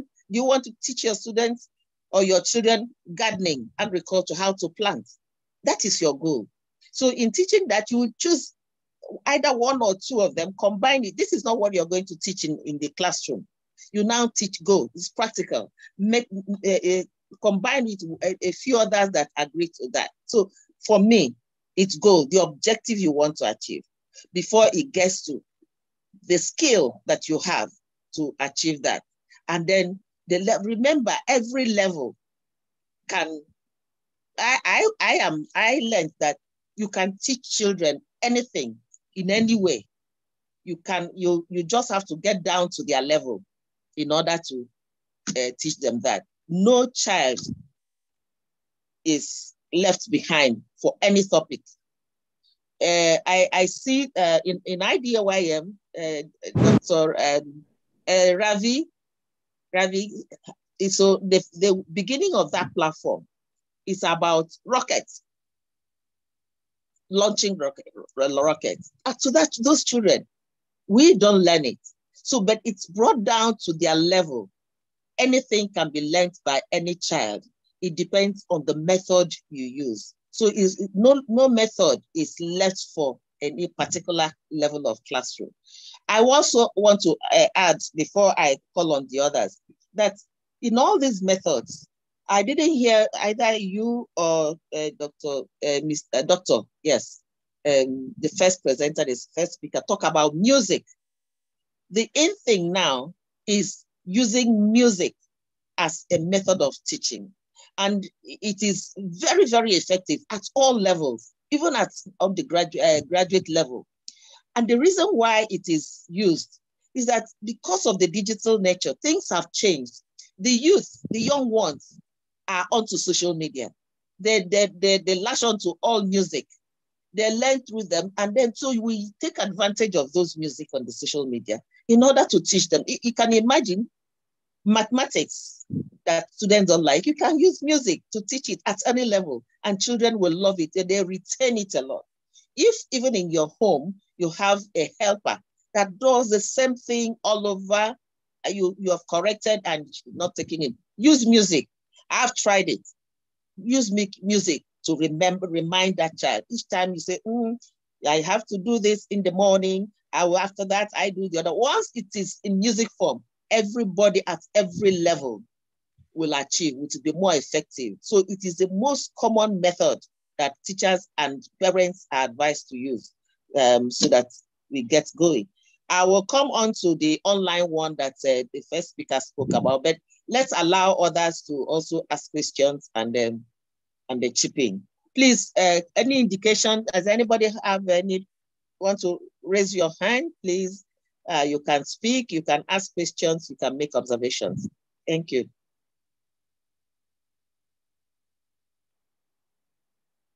Okay, it looks like nobody is willing to talk. Okay, Patricia, Dr. Conde. Okay, say Hello, something, please. Thank you, Professor Uche, for allowing me just to talk. Yes, I am in the dark, but I've managed to make sure that I also say something as a teacher myself. I just wanted to talk about, yes, the former speakers have explained it all. I wanted to talk about experiential learning because mostly is the one that I mostly use together with other teaching methods. For example, in experiential learning, this is the type of learning that goes beyond the classroom, whereby the children are learning by experiencing or learning by doing. And also, experiential learning, it bridges the gap between the theory that we learn in the classroom and the practice as well that they do. For example, examples that I can give on experiential learning, I can talk about field trips. Right now, I was doing my calendar of events for the whole school for this term, and we make sure that each and every child who is here in Zimbabwe at our school, they should appreciate the places that we have here in Zimbabwe before they go to other countries. For example, we can say grade 3s this term, we are going to Inyanga just to see the Nyanga Mountains. Grade 4s, you are going to Kariba Dam. Grade 5s, you are going to see Great Zimbabwe. Grade 7s, you are going to Victoria Falls. We want our children to appreciate our country and what is in our country before they go to other countries. We do those field trips. And then this is one type of experiential learning that we expose our children to. Besides that, they also go for local trips. Yes, they know that we get milk from the cows, but some children do not know how it is processed. They know that we get mazoe from orange, mazoe drink from orange, but they don't know how it is processed. So we take our children to those places. Some children don't even know a cow. They live in the urban areas. They do not even know the types of animals that we have. We take them to the different places where they can go and see the cows. They can make use of the five senses, the sense of seeing, the sense of feeling the cow itself, the sense of hearing, the sound, the smell, and it makes use of all the 5 senses. Then we also have some case studies that are done, and she talked about interactive simulation. It's another type of experiential learning that can be used by teachers in the classrooms. And then when we go now to high school, there's some form of internship whereby we can say our children, we are going for an internship, or we have our children right now here in the school that I am, we have our past students who have come as gap years. That's another internship. They come to just to experience the teaching process, how it goes. And sometimes we might even drive them to become, to be teachers themselves, and then attachments as well. So this type of experiential learning, besides children learning by doing, it increases their engagement, because most of the time when you tell them that we are going for a trip, they are quite happy. We have learned something in the class, but now we want to go and see the museum. We want to go to see what is here. We have learned about the heroes of our country, but now we want to go to the Heroes Acre where we can see those people who fought for our country. They go and learn those things. I've seen that their level of retention is quite high. When they come back, now they can do different activities. Some do storytelling, some do project. It can be now we are doing project-based learning after the experiential learning, after the field trip. They are now doing projects. They can tell stories. They can make models of Great Zimbabwe. They can also give feedback. Yes, we are boosting their confidence, public speaking. Yes, we went for such and such a trip. When they come back, they come and tell us what they have learned. And we are imparting skills, public speaking, confidence, and then how to make their speech logically. And then some children even contribute in writing stories for the magazines for the school. And then, like rightly you said, songs. Some people even compose songs. For example, the grade ones went to Mooland, where they learned how milk is processed. They composed, some of them were singing. So there are a lot of projects that you can do. IT, they develop magazines, content creation, in artwork, and some children can come back and draw. We are integrating most of the subjects that we learn at school. And then our school is a Portuguese school. So our children learn Portuguese from ECD up to grade 7. They can learn the vocabulary. What is a cow in Portuguese? So it's integration of projects after doing that experiential learning. But yes, we can have all those methods of teaching, like project-based learning. Right now, like I told you, in Zimbabwe, we are encouraging project-based learning, especially when they leave high school. They have to do some projects, 30 projects before a child leaves school. 5 projects in maths, 5 in English, 5 in heritage studies. They have to do all those projects because they believe that we cannot only get the marks from theory. We want them to experience to do it. So we've got all those teaching methods. We've got the inquiry-based learning. We've got the flipped classroom, which we used especially when we're doing online lessons and children were doing their research at home and coming back to the classroom and reporting what they had learned, flipping the classrooms. All those are teaching methodologies. Yes, we can have those teaching methodologies, but the best thing that we can also do is most of them should be student-centered methods, whereby now we are shifting the focus from the teacher to the student, where the teacher now is only acting as a facilitator, as a guide, and children, we place the ownership on learning on student. This doesn't mean that the teacher has to take a step back. So all those methods are included. They've got their own advantages that for experiential learning, it helps to students to think critically. When they come back, they have to sit down and make sure that they do group work or collaboration, or we do what we call think, pair, and share.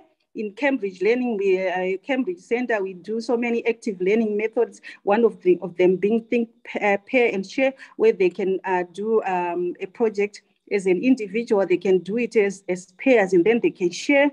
And then we also, this project, these methods helps, it equips them with problem-solving skills, and the children learn to seek their own answers to questions. It encourages them to speak up, and the participation, it's a participatory method too, I can say, because they are participating.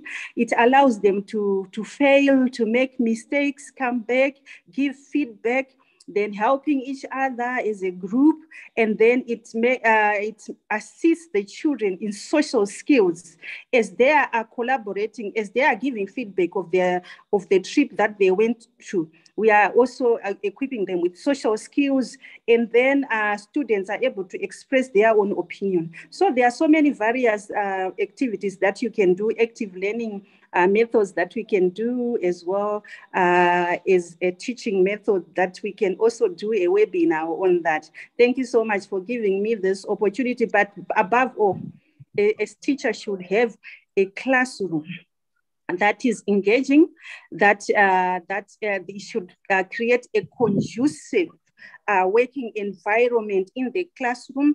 It should be a positive classroom environment where children can have intellectual risks, like they fail, they come back, they correct themselves, and also a safe learning environment.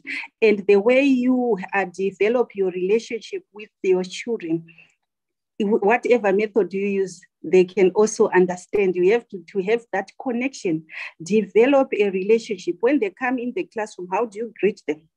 When you give them work to do, when they go into their groups, and also you don't have fixed groups. Sometimes you should have a flexible sitting positions in the classroom, depending on the subjects, depending on the strengths, depending on the weaknesses.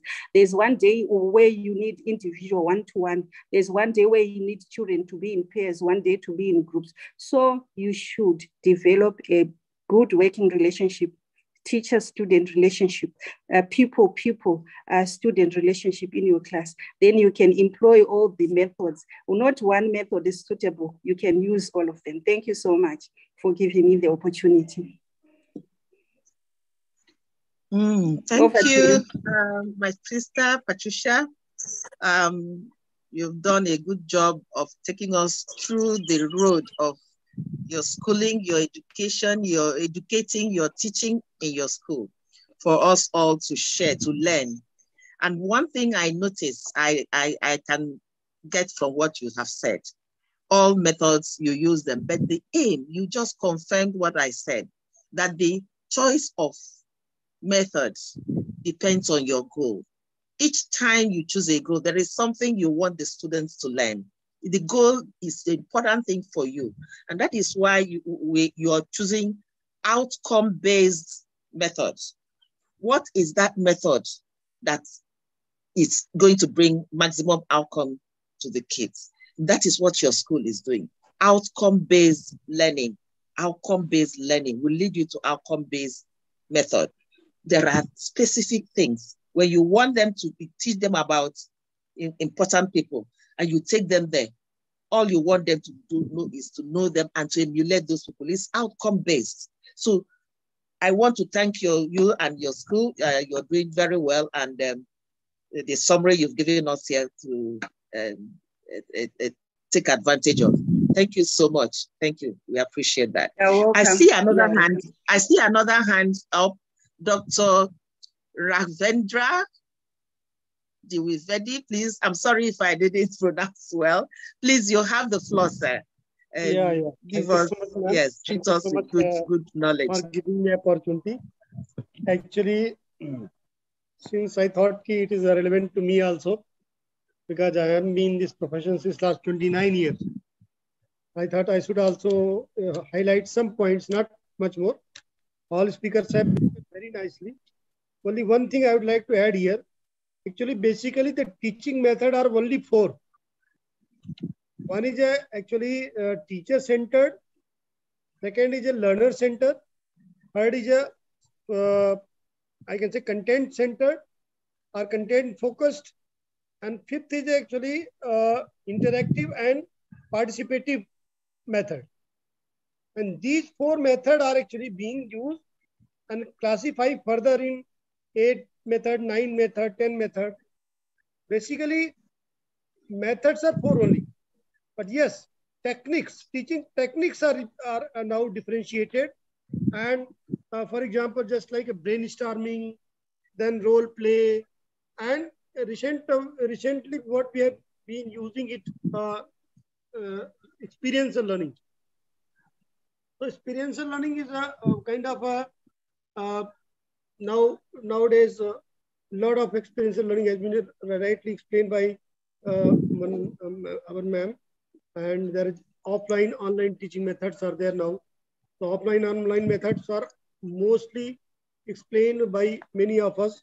Only thing is that I would like to add here, the teaching techniques is different than the teaching methods. Only thing just I wanted to share. Thank you so much. Okay, thank you for adding your voice. You also confirm what other speakers have said. There are so many methods. You have just told us that there are 4 basic methods. And within those 4 basic methods, there are sub methods of it. Teaching methods vary. People keep creating their own. The important thing is that the outcome from I them. also agree with you, ma'am, because of you told learning outcome method.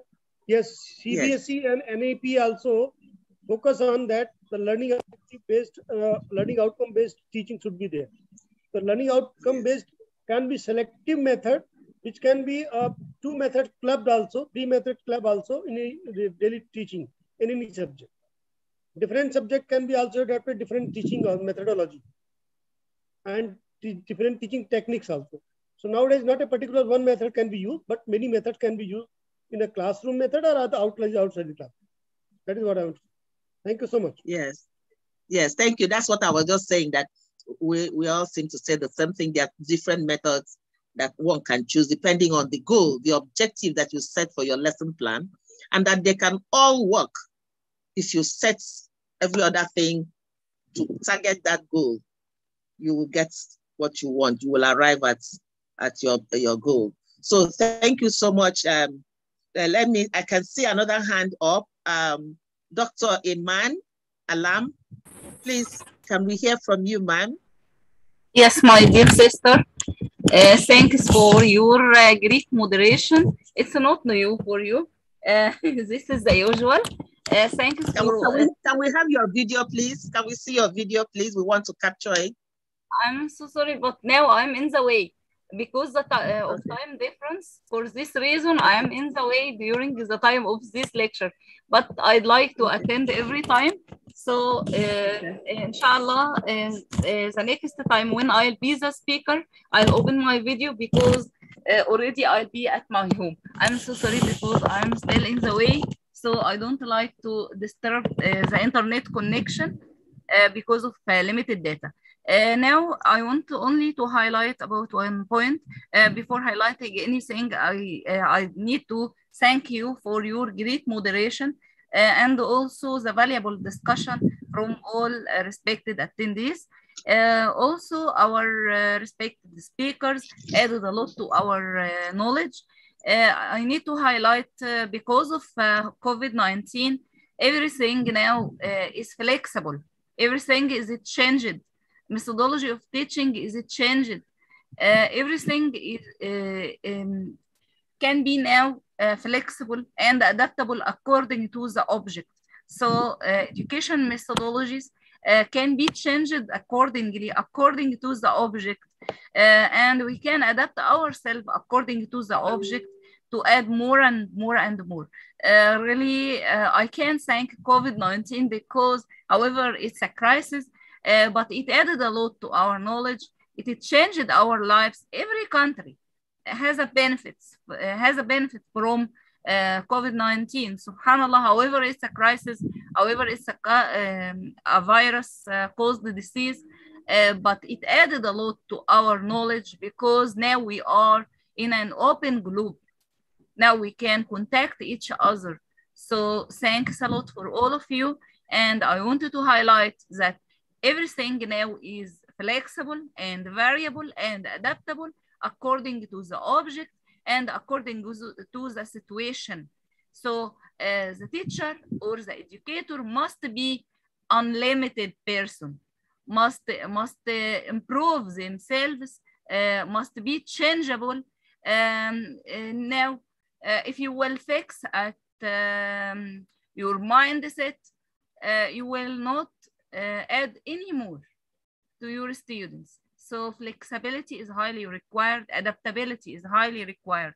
Thanks a lot again and again.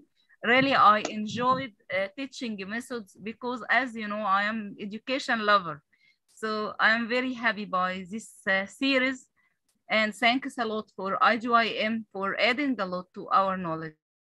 And thanks all the team of IGYM presented by Dr. Ravi. Thanks a lot. Thanks again. Okay, thank you, Dr. Alam. We appreciate your input, and it also goes along the same line as every other person that the speaker has observed. You've just enriched the knowledge, the interaction we are having here. Thank you for adding to our knowledge. Thank you, we appreciate you. Anybody else, please, that wants to add, speak? Anybody else interested in speaking?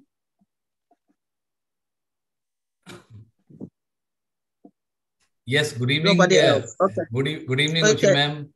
Good evening, Uchi ma'am. You are interested? Yeah, good evening, Dr. PK. Are you interested in speaking?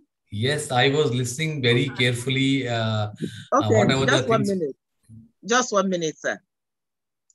I would like to, since you're also interested, if you can please add to this question, either before you start speaking, you can respond to this question I have, and then you continue, please.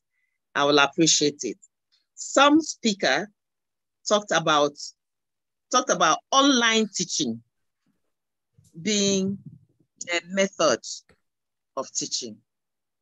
Unfortunately, is no longer here to respond to that question. My question is online teaching a method of teaching or a virtual classroom? Is it a different kind of classroom, like the physical classroom rather than physical face-to-face? What is it? Is it a method?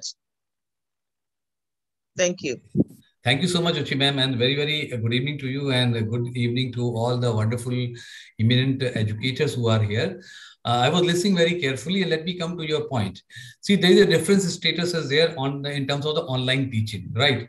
And it depends upon the class of the student where they are. You cannot have the same thing for all the students together, right? Because a student of 5, 6, 7, 8 standard, if you're teaching them online, they will not be able to get the things. But only the student which is of the highest standards and all, they will be able to grasp. So with the physical teaching, what the understanding and what the way the student they are going to grab, it is really going to increase their horizon. I personally feel that whatever you teach online, it is only depends upon the maturity level of the student, they will be able to grab. The students who are not matured and who are still studying, they require the physical teaching, and that I am a strong believer of that. Because no, in just that, 1 minute. Just 1 minute. Yeah. That's not my question, please. Yeah. Yeah, I said, is online teaching a method, or is it a virtual classroom? Is it a method? It is a method. Is it an alternative to class? It is an alternative to face-to-face teaching? It is an alternative where people have taken up. It is an alternative where people have taken up. It's an alternative to face-to-face, to physical classroom. It's not a method. I just want to let people know that it is an alternative.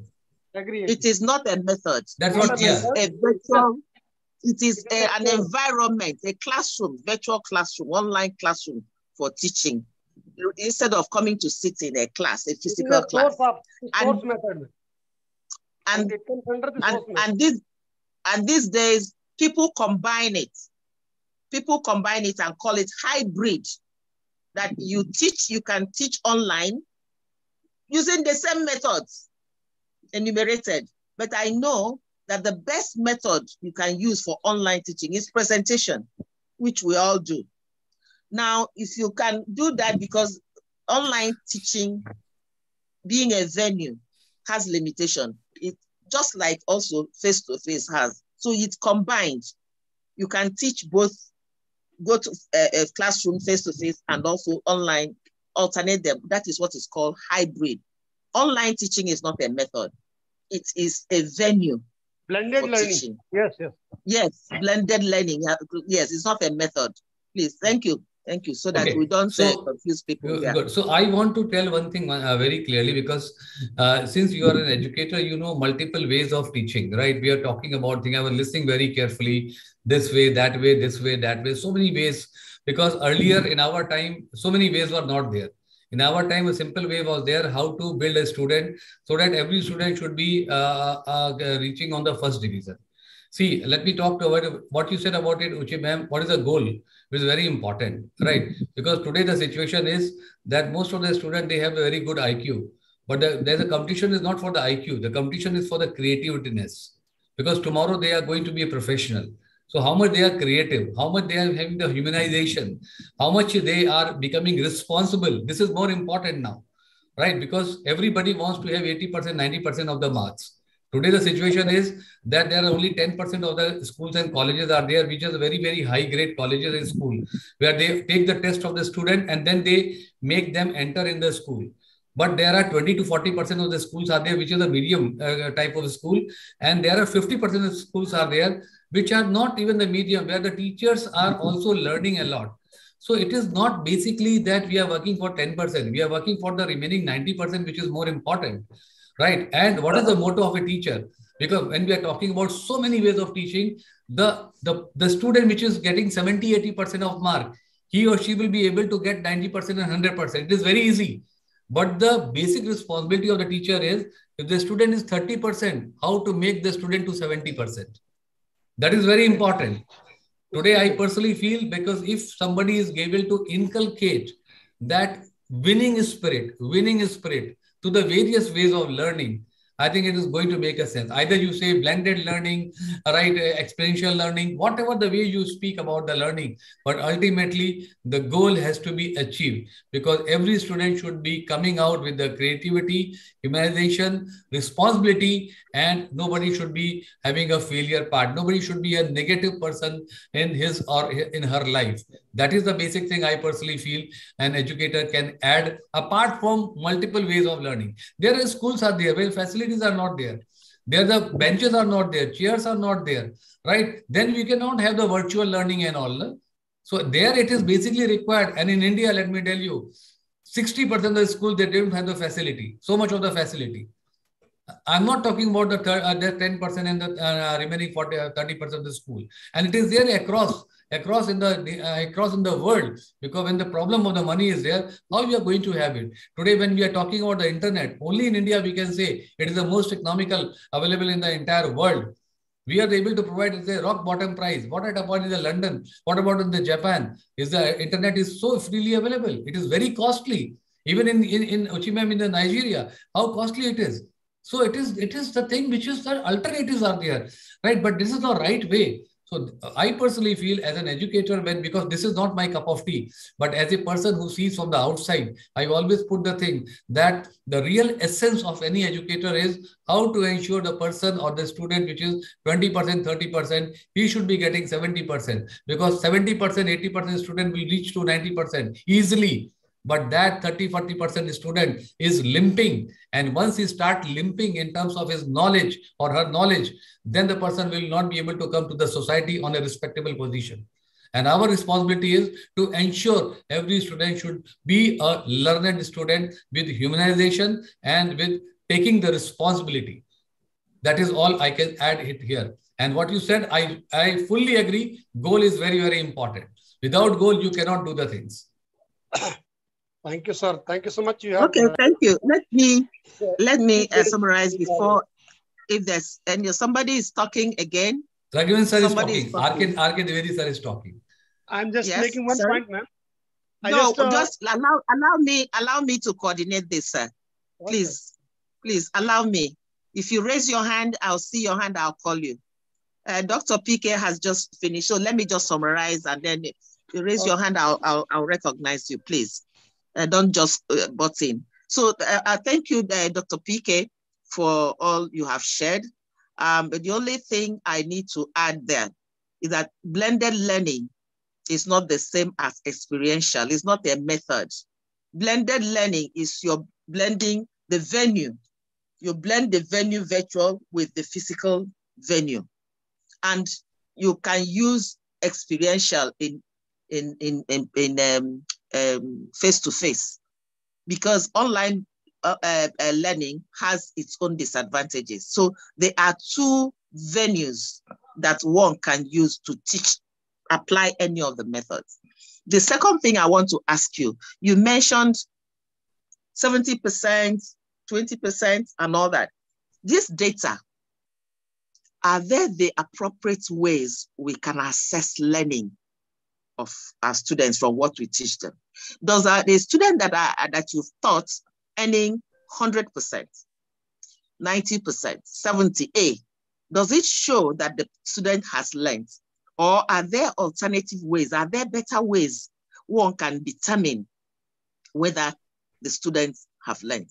Dr. PK, you have an answer, please? Yeah, Otherwise, I anybody have the answer. I am sure Dr. R.K. Divedi will add on this, or Ishtiyaq sir will be able to add.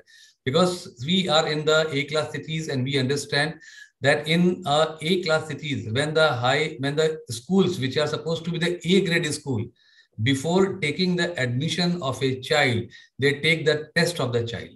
And if the child is clearing as per their requirement, then only they give the admission. They leave the child is not performing. But when you talk to Dr. R.K. Devedi sir, he will say, no, I am ready to take the child who is not performing. I will ensure that the child will start performing. This is the difference between a A-class school and a mediocre school. And the data, what I am talking about it is the truity. I am aware about it, that is happening. So whatever which you are talking about, blended, experiential, and all the different types of the strokes which we are talking, ultimately, what is the end result is? End result is that the student should come out as an achiever and contribute in the society. So my question is very simple. Not question. My answer is very simple, ma'am. That whatever it is there, end result is every student should get the learning as per the requirement, and every student, when it comes from this, he should be attaining the position whatever it is required. He should not go toward the bad society. He should be doing whatever the best thing he requires. If he is good in music, let the student should go in music. If he is good in the sports, let the student should go in the sports. If they are good in the science, let the student should go in the science. You cannot pull the student for that. But at the same time, again I say that it is the basic requirement of a teacher or me as a leader, right? That how to ensure a 30% performance person or a student should come to 70%. This is the responsibility. That is the right way of any coach, guide, teacher, or mentor. Okay. Actually, the question I asked, you haven't answered it. Let me see if Dr. Ravendra. Dr. Ravendra, are you still there? Yes, ma'am. Okay. So please, let's see your video, sir. Let's see your video. The question I asked is... No, actually, yeah, the question... This is not a question. The question I asked is grading students. When you grade students and in their exams and say you have 70%, so you have an A. You have 80%, so you have an A. You have 30%, you have failed. Is it a good way to assess students that they have learned? Is it a good way to know students who have learned? That's my question. Or should we have another way of assessing the outcome of what you have taught from students, not using data, not using statistics, not using numbers? Is there any way to know that these students have learned? So there is no other way. Let me tell you, after all the data just 1 minute, Dr. Rajput. Let him add, then you can continue. Actually, ma'am, I'm agree with Rajput sir, because what he has said, that skill-based learning is required. As a teacher, we should have that much skill to enhance the knowledge, whether the child is good in music, whether the child is good in art or sports, as per the talent of the child. If we can recognize his talent or hidden talent, what I can say, we definitely would like to able to give the right direction. And for that direction, we need to have a specific method or techniques so that the child can come out with the flying results, what sir is expecting. So my point was that there should be a particularly skill of teacher, that he has to find out that what the child where the child can excel. So this is very important, which a teacher has to be very much guide and can come out with the learning outcome. This is what I believe. So, Oshi ma'am, I am adding your point, what you said about it. See that today the marks has been given on terms of 30%, 70% failing and 70% A grade, right? It is all depends upon the ability to explain the things on the paper, on the question paper, right? But there are the students who must be getting 70%, but they are not able to communicate or they are not able to explain the thing. They are very good on that. I know this is not a good system. NAP is working on that. I'm aware about it. I'm aware about it. But you cannot change the entire system because it takes time. And the people where we are talking about it, we should be able to add this beauty, which is very important.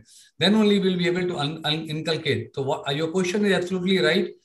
To grade them in terms of the number of the marks, it is only through the copy and the practical experience which you are doing it. Practical experience is 30% when they go for the practical, and 70% it depends upon the theoretical part. But this is not the actual thing which is required. That's why I said that people will have good IQ and all, but what about the creativity part? Tomorrow, when they become a professional, what is the skills they are having, which is more important? It has to be inculcated. People are understanding it, but it will take time to take it up. That is very important. Thank you for understanding what I'm saying now. And the reason I ask that is that education is no longer theoretical. If you note, there are exam malpractices all over. Some students will copy all kinds of things, and you see a high mark. In my university and in the universities all over the world, it happens that a student who is entering the university may be the best student, but when he comes to the university, it's not measuring up because the mark 70, 80, A, C was not from his brain. He has not acquired what it takes to do accounting or accountancy, or what it takes to do medicine, or what even it takes to do education, because the skill is not there. The concept he has not learned. He just acquired. The teachers can give you the mark and you pay for it. Either way. The same thing employers are complaining of. Our employers all over the world, the first thing they will ask you is, what skill have you brought to? But they are not interested in whether you have first class or 20 class or whatever. No. What skill are you bringing to bear in our company? They need to be productive. Are you a productive person? That is why everywhere it has changed your resume, your profile. If you're seeking for a job, it's no longer attractive to say, oh, I got first degree, I'm the best in my class. What has resulted from it? And then you're asked, so what do you want to bring? What's the outcome of that mark?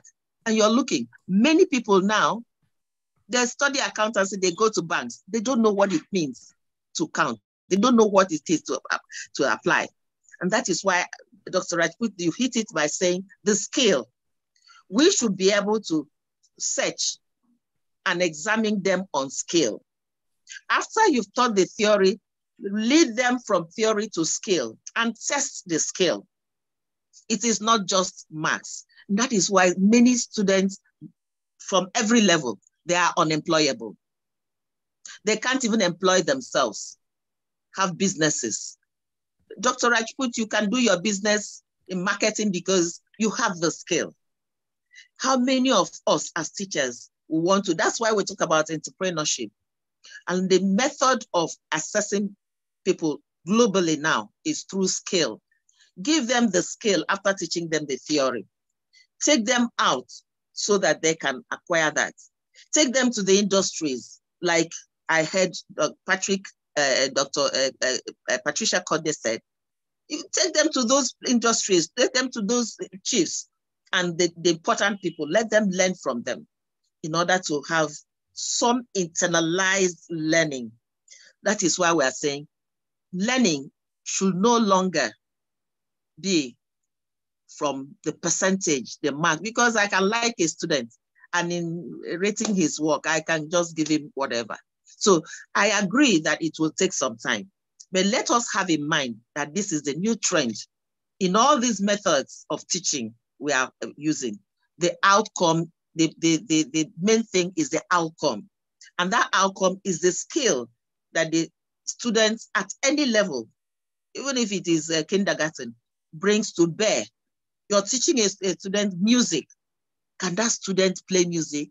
Can he read the notes? What are the notes? The dots, notes, S dots, that, which is half note, which is 1 1/2. Can he apply it in singing and in playing? because that is what the student may use in, having a good life and getting employed. So that is what I was asking, that we should start de-emphasizing marks, data. That is the in thing now, and hands on to critical thinking skills and other skills. Give those students, find out what they need in life, find out what is their interest, and get them their skills fronted. So that is what I'm talking about, so that we can de-emphasize 70% or that percent. Many schools don't use that anymore. Many schools don't grade. Oh, you are the first, you are the second. Many schools don't use it anymore, particularly in private schools, only public schools, because they understand that those marks, your first position, your first out of 100, your 20, you can discover that the person who was 99 out of 100 is the person that has the skill and will employ the person who was number one, first out of 100. So that's the point I'm making. Thank you very much. Any other person? Dr. Rajpude, I don't know. Yes, please. Who is speaking? Hello, please. Who? Okay, it's Patricia here. Okay. I just wanted to say. Just 1 minute. Just 1 minute. Dr. PK, do you have anything to add before to round up before Patricia? Okay, nothing. Okay. Agreed. Ambassador, please go ahead, ma'am. Okay, thank you so much. I just wanted to say then it depends with the school or the college that we are in. For example, where I am, we don't normally use marks at the end. We have what we call formative assessment and summative. Summative assessment is there, but there should be formative assessment in between. What is the child doing in the classroom? What are the projects that they've done? Classroom work and whatever they've done in the classroom. So that one adds up to the end of the year mark. When we come to the end of the year, yes, we do prize giving, but we do not base our prize giving on the marks that they get at the end of the year. But in between, second term assessment, what have we done? And also our Ministry of Education, it has adopted that approach, because right now for a child to leave at grade 7 level, they go to high school. At grade 7 level, like I said, we have what we call continuous assessment learning areas, whereby children are doing practical work and it is marked, and those marks, the 30%, like what Dr. Rajput said, 30% is taken from the projects that the children have done. And those projects are also, if the children are in the rural areas, they are using the resources that they have in the rural areas to do those projects. It depends with the area the child is in. So the 30% is coming from the project that the children have done, the practical work that they've done. And then the 70% is now coming from theory. So now that's how we are doing our end of when a child is going to high school. It's practical, then theory. When they also go to high school, it is the same method of thing that they are doing continuous assessment learning areas from Form 1 up to Form 4. Those continuous assessment marks, they go towards the final mark at the end of the year. Then when they go to high schools, we've got some, the universities, they are also doing what we call skill-based learning. Like we have Midland State University here in Zimbabwe. They've, like I said, industrial attachment, they've got an industrial park where the children are now producing. Even they saw that there was a need during COVID, there was a need for PPE, and they were able to make those PPEs. Now they went into research, and now they are into food processing. They are now even employing people from outside the university to come and work for them in their industrial hub. They call it the innovation hub at university. So that's skill-based learning where children are also learning practically from ECD up to high school. Even if you go on our website at the school that I am at ECD level, we start doing practical work. They do baking, they do everything that you can think of. We try to expose them to more practical, then they can, we accompany it with theory. So we are marrying theory and practice.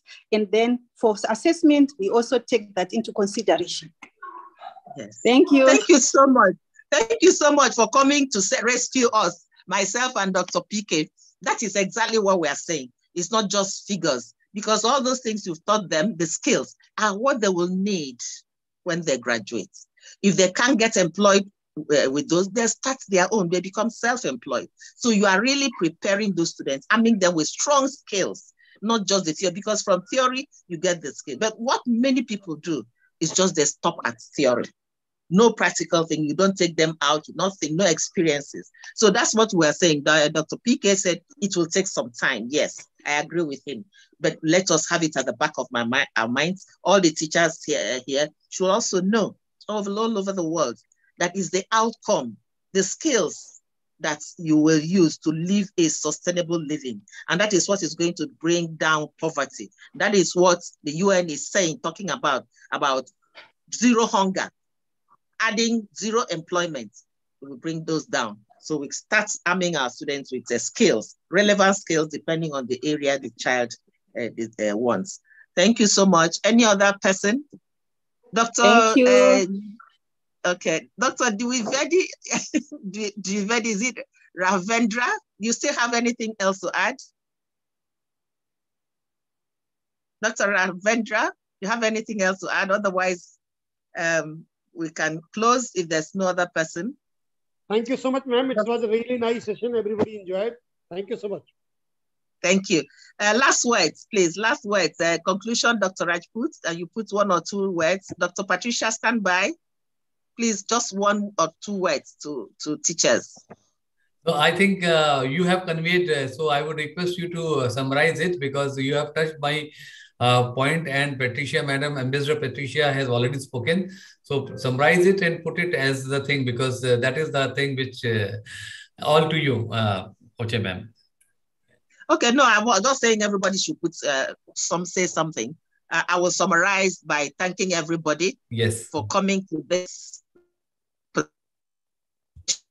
and all the inputs and interaction we've had and all the learning. And you can see that everybody is talking and heading to this. So we all focus on the same thing, on how to make the education system, how to make teachers, every teacher, every parent is a teacher. All of us are teachers, wherever circumstances we meet ourselves. What methods do we use to teach? How do we make it practical oriented? How do we make it outcome? How do we make the children under us learn better by equipping them with good skills that will be beneficial to them, to the society, and to everybody? That is the sole aim of teaching and learning. We want to thank IDYM, thank Ravi for putting this together. We learn every day. We thank you for this opportunity. My head is full of facts, skills that I don't know. We keep learning every day. I thank also our CEO, Miss Daniel Ashmi, very quietly working behind the scene with all her technical team. We appreciate all of you so well. Without you, this will not be successful. We won't even be here. And thank everybody, all the participants. The speakers, for instance, were wonderful. They were awesome. They went into good research. They, delivered everything in a very good approach, very good method that we all understood. I thank all the listeners all over the world. Please, as you get this, listen to all of us. Add your own method. But please, all we are saying, everybody is saying here, that skills are very, very important. And we should assess our learners. Even our children, they are all learners. We are teachers. Assess them by the skills they have acquired before they leave your home. Thank you, everybody. It's been a wonderful evening. Let's do this again next time. Tomorrow is another day. Thank you so much. Thank you. Thank you. Thank you, everybody. Thank you. Thank you. Thank you. Bye-bye. Thank you, my dear Thank sister. you. Bye. Thank you. And then Arthur, thank you for coming. Thank you. Congratulations for the success. Congratulations. Thank you too. I congratulate everybody. It's a teamwork. Thank you. It's a teamwork. Welcome. Yes. Congratulations to IDYM. And Dr. Man, thank you. Yes, I didn't know you were still here. Thank you. Thank you. Most welcome. Your hand is welcome, my lovely sister. Most welcome. Yes. Thank you. Congratulations thank you, again my and sister. again. Thank you. Thank you.